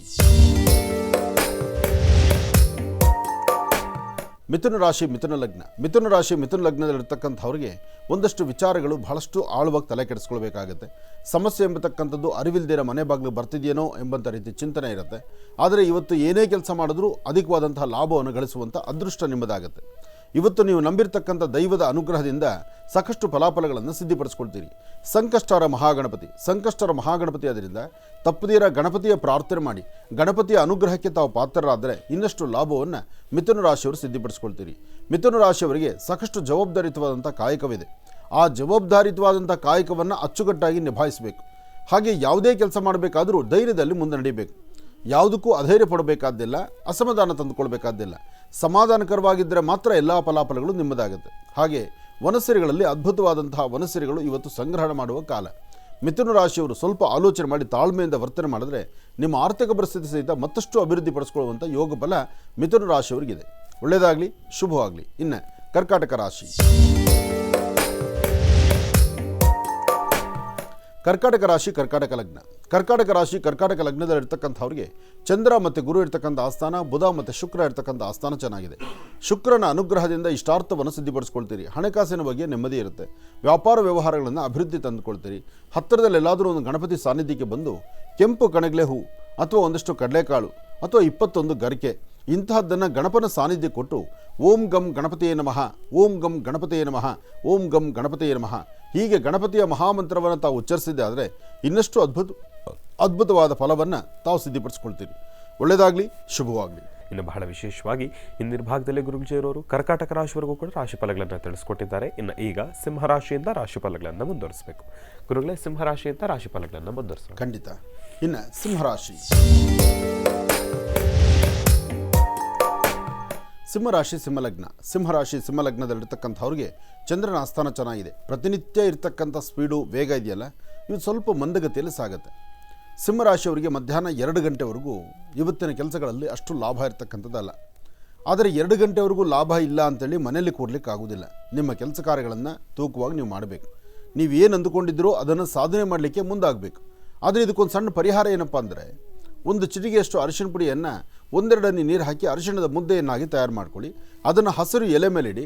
ಅಲ್ಲಿ ಗುರುಗಳನ್ನು ಪ್ರಾರ್ಥನೆ ಮಾಡಿ ಅಥವಾ ಗಣಪತಿಯನ್ನು ಪ್ರಾರ್ಥನೆ ಮಾಡಿ ಆ ಒಂದು ಗಂಧವನ್ನು ಪುನಃ ಯಾವುದಾದ್ರು ಹಸಿರು ಗಿಡಗಳ ಮೇಲೆ ಬಿಟ್ಟು ನಮಸ್ಕಾರ ಮಾಡಿಕೊಂಡು ಮುಂದೆ ನಡೀರಿ. ಇದರಿಂದ ಖಂಡಿತ ಒಳಿತನ್ನು ಕಾಣ್ತೀರಿ. ಸಿಂಹರಾಶಿಯಲ್ಲಿರ್ತಕ್ಕಂಥವರು ಇವತ್ತು ಗಣಪತಿಯ ಸಾನ್ನಿಧ್ಯಕ್ಕೆ ಬಂದು ಸ್ವಾಮಿಗೆ 21 ಗರಿಕೆಯನ್ನು ಕೊಟ್ಟು ನಮಸ್ಕಾರ ಮಾಡಿಕೊಳ್ಳಿ. ಸಾಧ್ಯವಾದರೆ ಶಕ್ತಿ ಇದ್ದರೆ ಒಂದಷ್ಟು ಕಡಲೆಕಾಳು, ಬೆಲ್ಲ ಇದನ್ನು ಗಣಪನ ಸಾನ್ನಿಧ್ಯಕ್ಕೆ ಕೊಟ್ಟು ನಮಸ್ಕಾರ ಮಾಡೋದ್ರಿಂದ ಇನ್ನಷ್ಟು ಅದ್ಭುತವಾದ ಫಲವನ್ನು ಸಿಂಹರಾಶಿಯವರು ಸಿದ್ಧಿಪಡಿಸ್ಕೊಳ್ತೀರಿ. ಸಿಂಹರಾಶಿಯಲ್ಲಿರ್ತಕ್ಕಂಥವರು ಮನೆಯಲ್ಲಿರ್ತಕ್ಕಂಥ ಹಿರಿಯರನ್ನು ಗೌರವಿಸಿ ಅವರ ಮಾತಿನಂತೆ ನಡೆದರೆ ಇನ್ನಷ್ಟು ಅದ್ಭುತವಾದ ಫಲ ನಿಮ್ಮದಾಗುತ್ತೆ. ಒಳ್ಳೆಯದಾಗಲಿ, ಶುಭವಾಗಲಿ. ಇನ್ನು ಕನ್ಯಾ ರಾಶಿ. ಕನ್ಯಾ ರಾಶಿ ಕನ್ಯಾ ರಾಶಿ ಕನ್ಯಾ ಲಗ್ನದಲ್ಲಿರ್ತಕ್ಕಂಥವ್ರಿಗೆ ಚಂದ್ರನ ಆಸ್ಥಾನ ಚೆನ್ನಾಗಿದ್ದು ಗುರುವಿನ ಅನುಗ್ರಹ ಇದ್ದು ಇಷ್ಟಾರ್ಥವನ್ನು ಸಿದ್ಧಿಪಡಿಸ್ಕೊಳ್ತಕ್ಕಂಥ ಯೋಗ ಫಲ ಇದೆ. ಫಲಾಫಲಗಳಲ್ಲಿ ತಾವು ಏನಂದುಕೊಂಡ್ರೂ ಕಾರ್ಯಸಿದ್ಧನೆ. ಆದರೆ ಸಣ್ಣ ಸಣ್ಣ ವಿಚಾರಕ್ಕೂ ಸಹಿತ ಕಣ್ಣೀರು ಹಾಕುವಂಥ ಪರಿಸ್ಥಿತಿ ಎದುರಾಗ್ತಾ ಇರುತ್ತೆ. ಕಾರಣ ನಿಮಗೆ ಅರಿವಿಲ್ಲದಂಥ ನಿಮ್ಮ ಒಳಗಡೆ ಒಂದು ನೋವು ನಿಮ್ಮನ್ನು ಬಾಧಿಸ್ತಾ ಇರುತ್ತೆ. ಯಾವುದೋ ಒಂದು ವಿಚಾರವನ್ನು ತಲೆ ತಂದ್ಕೊಬಿಡ್ತೀರಿ. ಅಯ್ಯೋ ನಾನು ಹೀಗೆ ಮಾಡಬಾರ್ದಾಗಿತ್ತು ಅಥವಾ ಹೀಗೆ ಆಗಬಾರ್ದಾಗಿತ್ತು, ಇದರಿಂದ ಹಿಂಗೆ ಆಯ್ತೇನೋ, ಈ ಪ್ರಕಾರವಾಗಿರ್ತಕ್ಕಂತಹ ಮನಸ್ಥಿತಿಗಳು ಸಾಕಷ್ಟು ಎದುರಾಗುತ್ತೆ.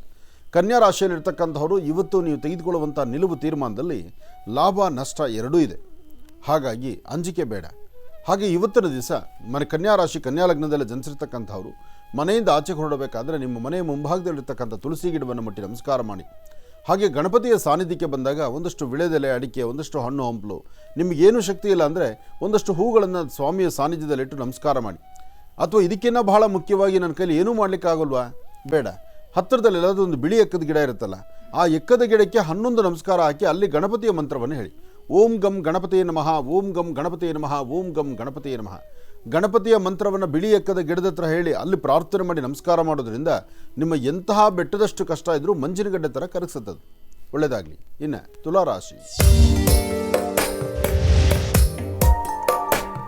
ತುಲಾರಾಶಿ ತುಲಾಲಗ್ನದಲ್ಲಿರ್ತಕ್ಕಂಥವ್ರಿಗೆ ಚಂದ್ರನ ಆಸ್ಥಾನ ಚೆನ್ನಾಗಿದೆ, ಗುರುವಿನ ಅನುಗ್ರಹ ಇದೆ, ಇಷ್ಟಾರ್ಥವನ್ನು ಸಿದ್ಧಿಪಡಿಸ್ಕೊಳ್ತಕ್ಕಂಥ ಯೋಗ ಫಲ ಇದೆ. ಫಲಾಫಲಗಳಲ್ಲಿ ತಾವು ಏನಂದುಕೊಂಡ್ರೂ ನಿಮ್ಮ ಕುದುರೆ ಇವಾಗ ನಿಮ್ಮ ಕುದುರೆ ಬಹಳ ಸ್ಪೀಡ್ ಇರೋದ್ರಿಂದ ನೀವು ಹಾಕುವ ಪ್ರತಿ ಹೆಜ್ಜೆಯಲ್ಲೂ ಜೋಪಾನವಾಗಿ ಒಂದಷ್ಟು ಅನುಕೂಲವಾಗಿ ಸಿದ್ಧಿಪಡಿಸ್ಕೊಳ್ಬೇಕು. ಯಾಕೆಂದರೆ ವಾಹನ ವೇಗವಾಗಿ ನಡೀತಾ ಇದೆ. ವಾಹನದಲ್ಲಿ ಚಲಿಸುವಾಗ ನೀವು ಆ ವೇಗಕ್ಕೆ ತಡ್ಕೊಳ್ಳೋ ಶಕ್ತಿ ನಿಮಗೆ ಬೇಕು. ಯಾಕೆಂದರೆ ಮನುಷ್ಯನ ಗ್ರಹಗತಿಗಳೇ ಹಾಗೆ.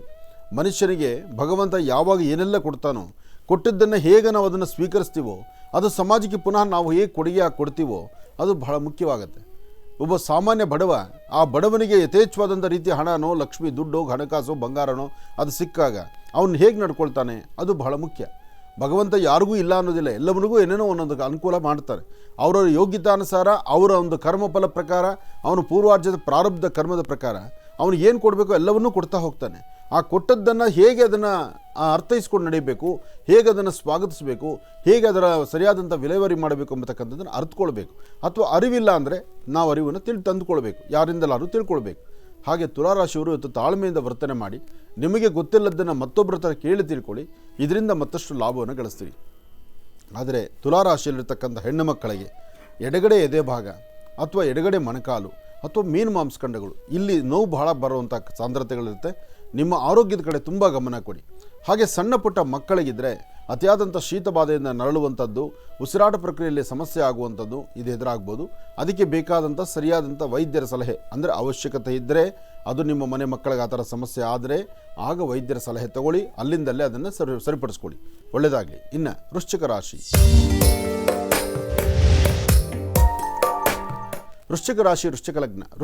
ವೃಶ್ಚಿಕ ಲಗ್ನದಲ್ಲಿರ್ತಕ್ಕಂಥವ್ರಿಗೆ ಚಂದ್ರನ ಆಸ್ಥಾನ ಚೆನ್ನಾಗಿದೆ, ಗುರುವಿನ ಅನುಗ್ರಹ ಇದೆ, ವ್ಯಾಪಾರ ವ್ಯವಹಾರಗಳಲ್ಲಿ ಅಭಿವೃದ್ಧಿಯನ್ನು ಕಾಣ್ತೀರಿ. ಸಣ್ಣ ಪುಟ್ಟ ವಿಚಾರವನ್ನು ಸಹಿತ ಮನಸ್ತಾಪ ಮಾಡ್ಕೊಳ್ತೀರಿ. ಮನಸ್ಸಲ್ಲಿ ಇಲ್ಲದಂಥ ನೋವುಗಳನ್ನು ತಂದುಕೊಳ್ಳುವಂಥ ಪರಿಸ್ಥಿತಿ ಎದುರಾಗ್ಬಿಡುತ್ತೆ. ಆದರೆ ಇವತ್ತಿನ ದಿವಸ ತಾವು ಏನು ಅಂದುಕೊಂಡಿದ್ದಕ್ಕಿಂತ ಹೆಚ್ಚಿನಾದ ರೀತಿ ಅಭಿವೃದ್ಧಿಯನ್ನು ತಂದುಕೊಳ್ಳುವಂಥ ಯೋಗ ಫಲ ಆದ್ದರಿಂದ ಇವತ್ತು ತಾಯಿ ಭುವನೇಶ್ವರಿ, ರಾಜರಾಜೇಶ್ವರಿ ಶಕ್ತಿ ದೇವತೆಯನ್ನು ಪ್ರಾರ್ಥನೆ ಮಾಡ್ತಕ್ಕಂಥದ್ದು, ಯೋಗ ಫಲವನ್ನು ಸಿದ್ಧಿಪಡಿಸ್ಕೊಳ್ತಕ್ಕಂಥ ಅದೃಷ್ಟ ನಿಮ್ಮದಾಗುವಂಥದ್ದು ವೃಶ್ಚಿಕ ರಾಶಿಯವರಿಗಿದೆ. ಭೂಮಿಗೆ ಸಂಬಂಧಪಡ್ತಕ್ಕಂಥ ವಿಚಾರದಲ್ಲಿ ತಾವು ಏನು ಚಿಂತನೆ ಮಾಡ್ತಿದ್ದೀರೋ ನಿಮ್ಮ ಚಿಂತನೆಗೆ ತಕ್ಕ ಫಲವನ್ನು ಸಿದ್ಧಿಪಡಿಸ್ಕೊಳ್ತಕ್ಕಂಥ ಅದೃಷ್ಟ ನಿಮ್ಮದಾಗುತ್ತೆ. ಒಳ್ಳೆಯದಾಗಲಿ, ಶುಭವಾಗಲಿ. ವೃಶ್ಚಿಕ ರಾಶಿವರೆಗೂ ಕೂಡ ಇರತಕ್ಕಂಥ ರಾಶಿ ಫಲಗಳನ್ನು ತಿಳ್ಕೊಂಡಿದ್ದೇವೆ. ಇನ್ನೂರಿರ್ತಕ್ಕಂಥ ರಾಶಿಗಳನ್ನು ಗುರುಗಳು ಮುಂದಿನ ಭಾಗದಲ್ಲಿ ತಿಳಿಸ್ತಾ ಹೋಗ್ತಾರೆ. ಇನ್ನು ಈಗ ಮಹರ್ಷಿವಾಣಿ ಕಾರ್ಯಕ್ರಮಕ್ಕೆ ಸಾಕಷ್ಟು ಜನ ಕರೆಯನ್ನು ಮಾಡ್ತಾ ಇರ್ತೀರಿ. ಈಗಾಗಲೇ ಸಾಕಷ್ಟು ಕರೆಗಳು ಕೂಡ ಸಿದ್ಧವಾಗಿದೆ. ಕರೆಗಳನ್ನು ಸ್ವೀಕರಿಸ್ತಕ್ಕಂಥ ಸಮಯ ಇದೀಗ. ಈಗ ಪ್ರಾರಂಭ ಮಾಡೋಣ ಸ್ವರ ಜ್ಯೋತಿಷ್ಯ.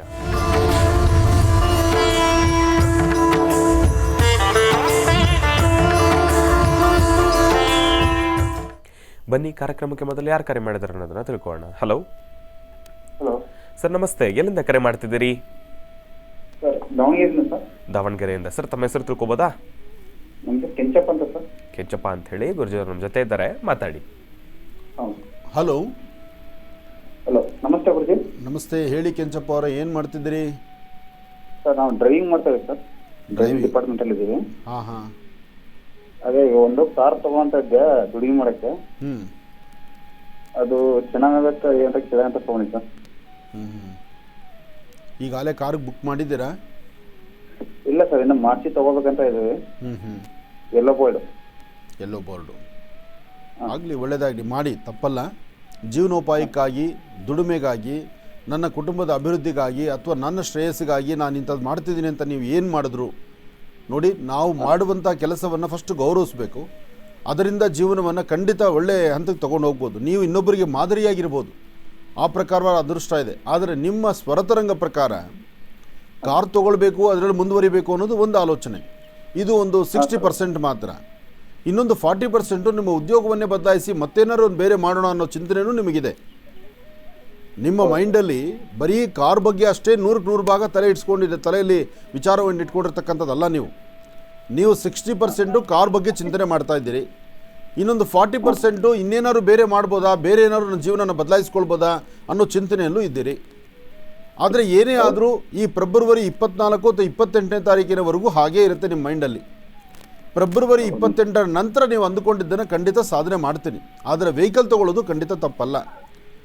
ತಗೊಳ್ಳಿ, ಅದರಿಂದ ಚೆನ್ನಾಗಿ 4 ಸಂಪಾದನೆ ಆಗುತ್ತೆ, ಅಭಿವೃದ್ಧಿ ಆಗ್ತೀರಿ. ಆ ಒಂದು ವೆಹಿಕಲ್ ತೊಗೊಂಡು 1 ವರ್ಷದಲ್ಲೇ ಇನ್ನೊಂದು ವೆಹಿಕಲ್ ತೊಗೊಳ್ಳೋದು ಯೋಗ ಫಲ ನಿಮಗೆ ಬರುತ್ತೆ. ಯಾಕೆಂದರೆ ಇಲ್ಲಿವರೆಗೂ ನಿಮ್ಮ ಮನಸ್ಸಲ್ಲಿ ನೀವು ಅಂದುಕೊಂಡಿದ್ದು ಯಾವುದೂ ಸಾಧನೆ ಮಾಡೋಕ್ಕಾಗಿಲ್ಲ. ಎಲ್ಲವೂ ಸಹಿತ ಮನಸ್ಸಲ್ಲಿ ಅಂದುಕೊಳ್ತೀರಿ, ಸ್ವಲ್ಪ ದಿವಸಕ್ಕೆ ಬದಲಾಗ್ತಾ ಹೋಗ್ತೀರಿ. ಹಾಗೆ ನೀವು ನಂಬ್ತೀರಿ, ಭಾಳ ಬೇಗ ಮೋಸಕ್ಕೊಳಗಾಗ್ತೀರಿ. ನೀವು ಸಾಧ್ಯವಾದಷ್ಟು ಇನ್ನೊಬ್ಬರ ಮಾತು ಕೇಳೋದು ಜಾಸ್ತಿನೇ ಕೇಳ್ತೀರಿ. ಈ ರೂಟಲ್ಲಿ ಹೋಗೋಣ ಅಂತ ಆಲೋಚನೆ ಮಾಡ್ತೀರಿ, ಅಲ್ಲಿ ಎಡುತ್ತಾ ಇದ್ದೀರಿ. ಫೆಬ್ರವರಿವರೆಗೂ ವೆಯ್ಟ್ ಮಾಡಿ. ಫೆಬ್ರವರಿ ಆದಮೇಲೆ ಫೆಬ್ರವರಿ ಆಗ್ತಾ ಇದ್ದ ಹಾಗೆ ನಿಮ್ಮ ಗ್ರಹಗತಿಗಳಲ್ಲಿ ಸಾಕಷ್ಟು ಬದಲಾವಣೆ ಇದೆ. ಆ ಬದಲಾವಣೆಯ ಪರ್ವದಲ್ಲಿ ನಿಮಗೆ ಬೇಕಾದಷ್ಟು ಅನುಕೂಲಗಳು ಸಿದ್ಧಿಯಾಗುತ್ತೆ. ಒಳ್ಳೆಯದಾಗಲಿ. ಇನ್ನು ಬಹಳ ವಿಶೇಷವಾಗಿ ಇಂದಿನ ಭಾಗದಲ್ಲಿ ಗುರುಜಿರವರು ವೃಶ್ಚಿಕ ರಾಶಿವರೆಗೂ ಕೂಡ ರಾಶಿ ಫಲಗಳನ್ನು ತಿಳಿಸ್ಕೊಟ್ಟಿದ್ದಾರೆ. ಇನ್ನು ಈಗ ಧನುರಾಶಿಯಿಂದ ರಾಶಿ ಫಲಗಳನ್ನು ಮುಂದುವರಿಸಬೇಕು. ಗುರುಗಳೇ, ಧನುರಾಶಿಯಿಂದ ರಾಶಿ ಫಲಗಳನ್ನು ಮುಂದುವರಿಸೋಣ. ಖಂಡಿತ. ಇನ್ನು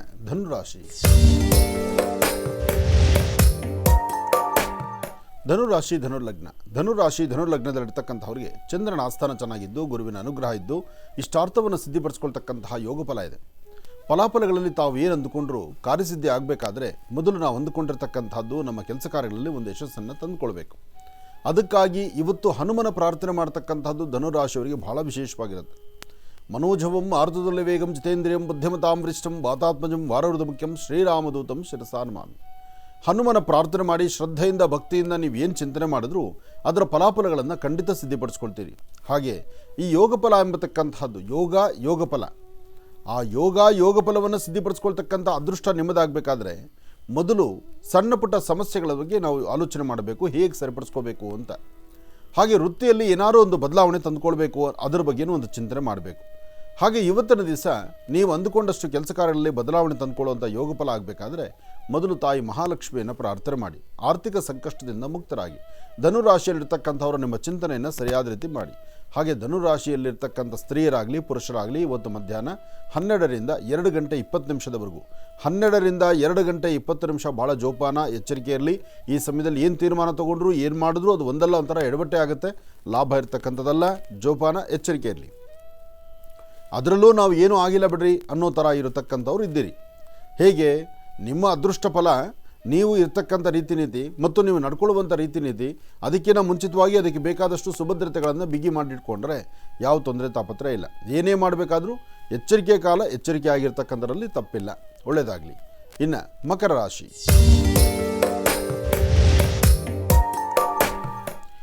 ರಾಶಿ ಮಕರ ಲಗ್ನದಲ್ಲಿರ್ತಕ್ಕಂಥವ್ರು ವಿದ್ಯಾರ್ಥಿಗಳು ಓದೋದ್ರ ಕಡೆ ಗಮನ ಕೊಡಿ. ಮತ್ತು ವ್ಯಾಪಾರ ವ್ಯವಹಾರ ಮಾಡ್ತಕ್ಕಂಥವ್ರು ಹೊಸದಾಗಿ ಏನೋ ಮಾಡಬೇಕು ಅಂತಕ್ಕಂಥ ಆಸೆ ಆಕಾಂಕ್ಷೆಯಲ್ಲಿರ್ತೀರಿ. ನಿಮ್ಮ ವೃತ್ತಿಯಲ್ಲಿ ಒಂದಷ್ಟು ಬದಲಾವಣೆ ತಂದುಕೊಳ್ಬೇಕು ಎಂಬತಕ್ಕಂಥ ಚಿಂತನೆಯಲ್ಲಿರ್ತೀರಿ. ಇವತ್ತಿನ ಕೆಲಸ ಕಾರ್ಯಗಳಲ್ಲಿ ಸಾಕಷ್ಟು ಫಲಾಫಲಗಳನ್ನು ಸಿದ್ಧಿಪಡಿಸ್ಕೊಳ್ಳುವಂಥ ಯೋಗ ಫಲವೂ ಇದೆ. ಹಾಗೆ ಏನು ಮಾಡಬೇಕು, ಯಾವುದು ಮಾಡಿದರೆ ಸರಿ, ಯಾವುದರಿಂದ ನಂಗೆ ಅನುಕೂಲ ಆಗುತ್ತೆ, ಅದರ ಬಗ್ಗೆನೂ ಒಂದು ಒಳ್ಳೆಯ ಆಲೋಚನೆ ಬೇಕು. ಹಾಗೆ ನೀವು ಮಾಡುವಂಥ ಕೆಲಸಗಳಲ್ಲಿ ಬದಲಾವಣೆ ತಂದುಕೊಂಡು ಒಳ್ಳೆಯ ಯೋಗ ಫಲವನ್ನು ಸಿದ್ಧಿಪಡಿಸ್ಕೊಳ್ಬೇಕಾದ್ರೆ ನೀವು ಮಾಡಬೇಕಾಗಿರ್ತಕ್ಕಂಥದ್ದು ಗಣಪತಿಯನ್ನು ಪ್ರಾರ್ಥನೆ ಮಾಡಿ.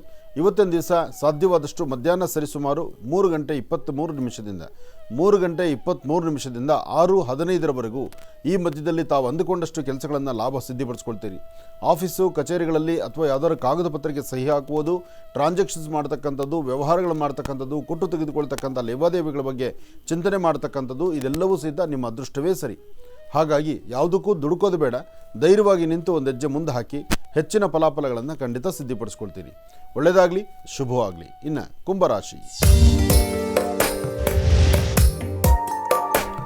ಕುಂಭರಾಶಿ ಕುಂಭಲಗ್ನ. ಕುಂಭರಾಶಿ ಕುಂಭಲಗ್ನದಲ್ಲಿರ್ತಕ್ಕಂಥವರು ಚಂದ್ರ ಮತ್ತು ಗುರು ಇರ್ತಕ್ಕಂಥ ಆಸ್ಥಾನ, ಬುಧ ಮತ್ತು ಶುಕ್ರ ಇರ್ತಕ್ಕಂಥ ಆಸ್ಥಾನ ಮಹತ್ತರವಾಗಿದ್ದು ವ್ಯಾಪಾರ ವ್ಯವಹಾರಗಳ ಕಡೆ ಸ್ವಲ್ಪ ಗಮನ ಕೊಡಿ.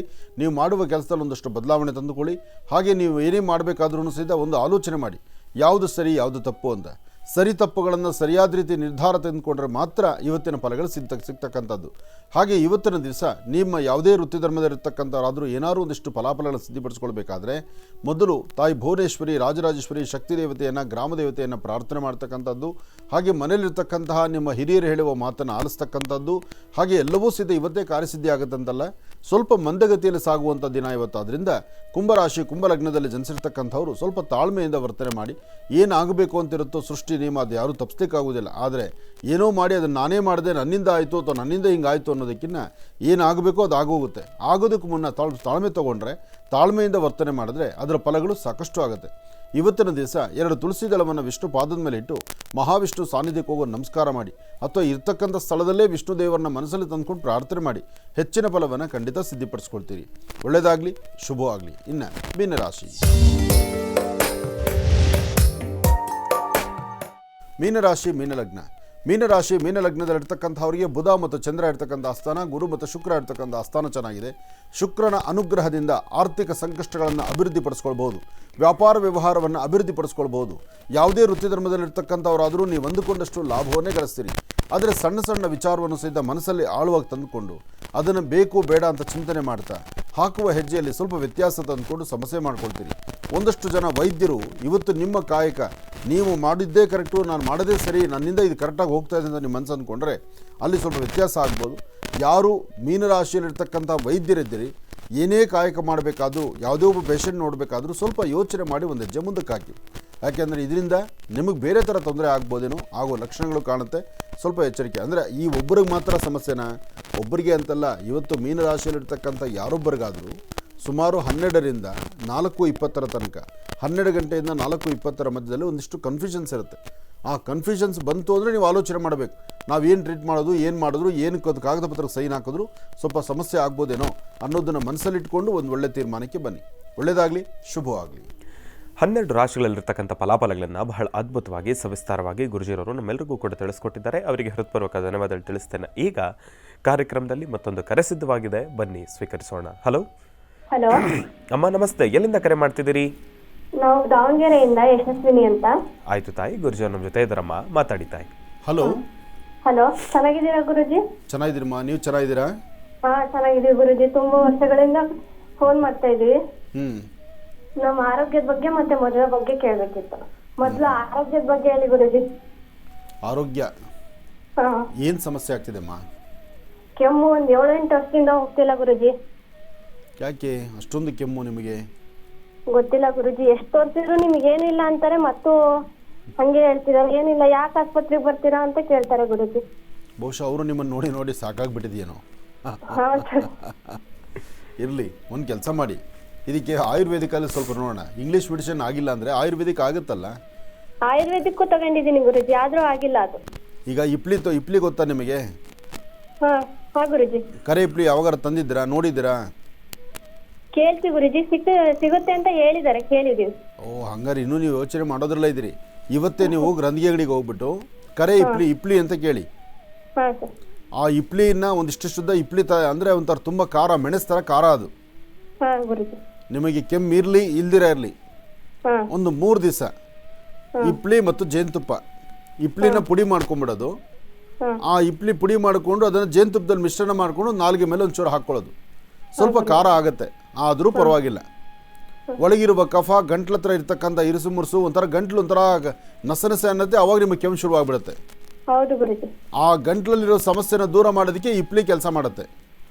ಇವತ್ತಿನಿಂದ 3 ದಿವಸ ಮಾಡಿ. ನೆಕ್ಸ್ಟ್ ನೀವು ಕರೆ ಮಾಡೋದ್ರೊಳಗೆ ಈ ಒಂದು ಕೆಮ್ಮಿನ ಕೆಮ್ಮು ಸಮಸ್ಯೆ ಹೊರಟೋಗುತ್ತೆ, ಮದುವೆ ಬಗ್ಗೆ ಚಿಂತನೆ ಶುರುವಾಗುತ್ತೆ. ಒಳ್ಳೆದಾಗಿ. ತಾಯಿಯವ್ರ ಬಗ್ಗೆ ಕೇಳ್ತೀನಿ. ಏನಮ್ಮ? ತಾಯಿಯವ್ರ ಬಗ್ಗೆ ಒಂದು ಸ್ವಲ್ಪ ಹೇಳ್ರಿ ಗುರುಜಿ. ತಾಯಿಯವ್ರ ಬಗ್ಗೆನಾ? ತಾಯಿ ಇದ್ದಾರಲ್ಲ ಹತ್ರದಲ್ಲಿ, ಕೊಡಮ್ಮ. ಹಲೋ ಗುರುಜಿ, ನಮಸ್ತೆ ಗುರುಜಿ. ನಮಸ್ತೆ ತಾಯಿ, ಹೇಳಮ್ಮ. ನನಗೆ ಸೊಂಟ ನೋವು ಜಾಸ್ತಿ ಗುರುಜಿ. ಆಪರೇಷನ್ ಮಾಡ್ಬೇಕಂದ್ರೆ ಮಾಡಿಸ್ಕೊಂಡಿಲ್ಲ. ಏನಕ್ಕೋಸ್ಕರ ಆಪರೇಷನ್? ಅದು ನರದ ಮೇಲೆ ನರ ಹತ್ತಿದೆ ಅಂತ ಹೇಳ್ತಾರೆ. ಹಾಂ ಹಾಂ ಅಡ್ಮಿಟ್ ಆಗಿ ಬಂದಿದ್ದೀನಿ, ಆದ್ರೂ ಚೆನ್ನಾಗ್ತಿಲ್ಲ. ಮತ್ತೆ ಓಡಾಡುವಾಗ ನಿಂತಾಗ ಬರ್ತೀನಿ, ಪೈನ್ ಬರುತ್ತೆ. ಒಂದು ಕೆಲಸ ಮಾಡಿ, ನಾಳೆ ಸಂಚಿಕೆ ನೋಡಿ. ನಾಳೆ ಬೆಳಿಗ್ಗೆ ನಿಮ್ಮ ಈ ಸೊಂಟ ನೋವು, ಈ ಹಳೆ ನೋವು, ನರದ ಮೇಲೆ ನರ ಕೂತ್ಕೊಳ್ಳುವಂಥದ್ದು, ನರ ಎಪ್ಪುಗಟ್ಟುವಂಥದ್ದು, ರಕ್ತ ಚಲನೆ ಸಮಂಜಸವಾಗಿ ಆಗದಿರೇ ಇರ್ತಕ್ಕಂಥದ್ದು, ಬರೀ ಒಂದಷ್ಟು ಜಾಗದಲ್ಲಿ ಮಾತ್ರ ಜೋಮ್ ಬಂದಾಗ ಆಗುವಂಥದ್ದು, ಇದೆಲ್ಲಕ್ಕೂ ಸೂಕ್ತ ಪರಿಹಾರ ನಾಳಿನ ಸಂಚಿಕೆಯಲ್ಲಿದೆ. ನಾಳೆ ನಾನು ಈ ವಿಚಾರವನ್ನು, ಈ ಒಂದು ಇವತ್ತೇನು ತಂತ್ರಸಾರದಲ್ಲಿ ಏನೇನು ಬೇಕು ಅಂತ ಮೆಡಿಸಿನ್ಸ್ ಹೇಳಿದ್ದೀನೋ ಅದು ನಾಳೆಗೆ ಅದರ ಸಂಪೂರ್ಣವಾದಂಥ ಮಾಹಿತಿ ಕೊಡ್ತೇನೆ. ಒಳ್ಳೆಯದಾಗಲಿ. ಇನ್ನು ಬಹಳ ವಿಶೇಷವಾಗಿ ಇಷ್ಟು ಹೊತ್ತಿನವರೆಗೂ ಕೂಡ ಸಾಕಷ್ಟು ಮಹತ್ವಪೂರ್ಣ ಮಾಹಿತಿಗಳನ್ನು ತಿಳ್ಕೊಂಡಿರ್ತಕ್ಕಂಥದ್ದಾಯಿತು. ಸಂಕಷ್ಟಹಾರ ಚತುರ್ಥಿ ಗಣಪನಿಗೆ ಬಹಳ ವಿಶೇಷವಾಗಿರ್ತಕ್ಕಂಥ ಪೂಜಾನುಷ್ಠಾನವನ್ನು ಸಲ್ಲಿಸ್ತಕ್ಕಂಥ ಸಮಯ ಇದೀಗ. ಬನ್ನಿ ಪೂಜಾನುಷ್ಠಾನವನ್ನು ಪ್ರಾರಂಭ ಮಾಡೋಣ. ಗುರುಗಳೇ, ಪೂಜಾನುಷ್ಠಾನವನ್ನು ಪ್ರಾರಂಭ ಮಾಡೋಣ. ಖಂಡಿತ. ಮಹಾಗಣಾಧಿಪತಿ ನಮಃ. ಏಕದಂತಾಯ ವಿದ್ಮಹೇ ವಕ್ರತುಂಡಾಯ ಧೀಮಹಿ ತನ್ನೋದಂತೆ ಪ್ರಚೋದಯಾತ್. ಸಂಕಷ್ಟರ ಮಹಾಗಣಪತಿ ಆದ್ದರಿಂದ ಇವತ್ತು ಶುಭ ಸಂಧ್ಯಾಕಾಲ, ಸಾಯಂ ಸಂಧ್ಯಾ ತಪ್ಪದೇರ ನಿಮ್ಮ ಪ್ರಾಂತ್ಯಗಳಲ್ಲಿ ಹತ್ತಿರದಲ್ಲಿರ್ತಕ್ಕಂತಹ ಗಣಪನ ಸಾನ್ನಿಧ್ಯಕ್ಕೆ ಬಂದು ಅಲ್ಲಿ ಸ್ವಾಮಿ ಹತ್ರ ಒಂದು ಸಂಕಲ್ಪವನ್ನು ಮಾಡಿಸಿ. ಅಥವಾ ಬೆಳಗ್ಗೆ ಮನೆಯಿಂದ ಆಚೆ ಹೊರಡಬೇಕಾದ್ರೆ ಮೊದಲು ಗಣಪತಿಗೆ ಒಂದು ಪ್ರಾರ್ಥನೆ ಮಾಡಿ ತಂದೆ ತಾಯಿ ಪಾದ ಮುಟ್ಟಿ ನಮಸ್ಕಾರ ಮಾಡಿಕೊಂಡು ಅವರ ಆಶೀರ್ವಾದ ಪಡೆದು ತದನಂತರ ಮುಂದೆ ಪ್ರಯಾಣ ಬೆಳಿ. ಆ ಪ್ರಯಾಣವನ್ನು ಬೆಳೆಸುವಾಗೂ ಸಹಿತ ಎಲ್ಲಾದರೂ ಮಾರ್ಗ ಮಧ್ಯದಲ್ಲಿ ಒಂದು ಗಣಪತಿ ಸಾನ್ನಿಧ್ಯ ಸಿಕ್ಕಿದ್ರೆ 1 ನಿಮಿಷ ಬ್ರೇಕ್ ಹಾಕಿ ಗಣಪತಿಯನ್ನು ಕಣ್ತುಂಬ ದರ್ಶನ ಮಾಡಿಕೊಂಡು ನಂತರ ಮುಂದೆ ಪ್ರಯಾಣ ಬೆಳೆಸೋದು ಬಹಳ ಉತ್ತಮ. ಪೂರ್ವೋಶ್ಚರಿತ ಏವಂ ಗುಣ ವಿಶೇಷ ವಿಶಿಷ್ಟಾಯಾಮಸ್ಯಾಂ ಶುಭದಿತು. ಓಂ ಸಿದ್ಧಿ ವಿನಾಯಕಾಯ ನಮಃ, ಓಂ ಮೋಕ್ಷ ವಿನಾಯಕಾಯ ನಮಃ, ಓಂ ಧನ್ಯ ವಿನಾಯಕಾಯ ನಮಃ, ಓಂ ಶ್ರೇಷ್ಠ ವಿನಾಯಕಾಯ ನಮಃ, ಓಂ ಅಭಯ ವಿನಾಯಕಾಯ ನಮಃ, ಓಂ ಮಹಾವಿನಾಯಕ.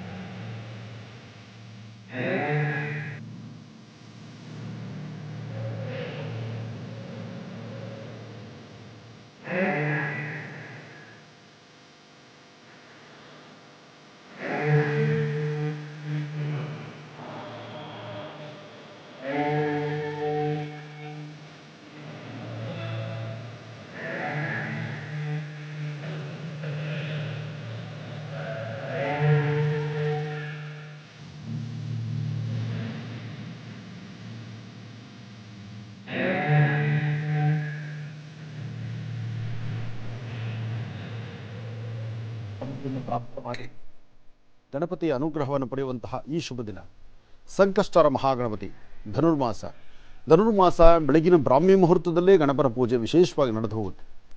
ವಿಶೇಷವಾಗಿ ಬೆಳಗಿನ ಬ್ರಾಹ್ಮಿ ಮುಹೂರ್ತದಲ್ಲಿ ಧನುರ್ಮಾಸ ಪೂಜಾ ಪದ್ಧತಿ ಆಗಬಹುದು.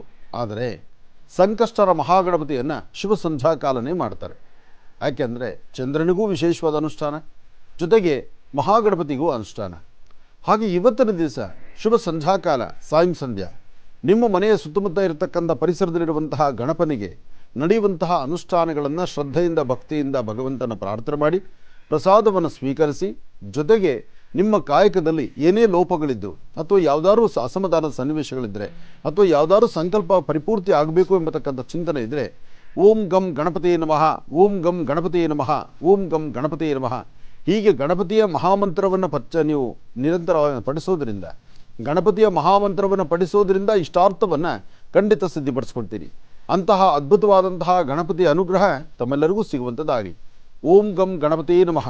ಗಣಾನಾನ್ತ್ವಾ ಗಣಪತಿಂ ಭವಾಮಹೇ ಕವಿಂ ಕವೀನಾನುಪಮಶ್ರವಸ್ತವಂ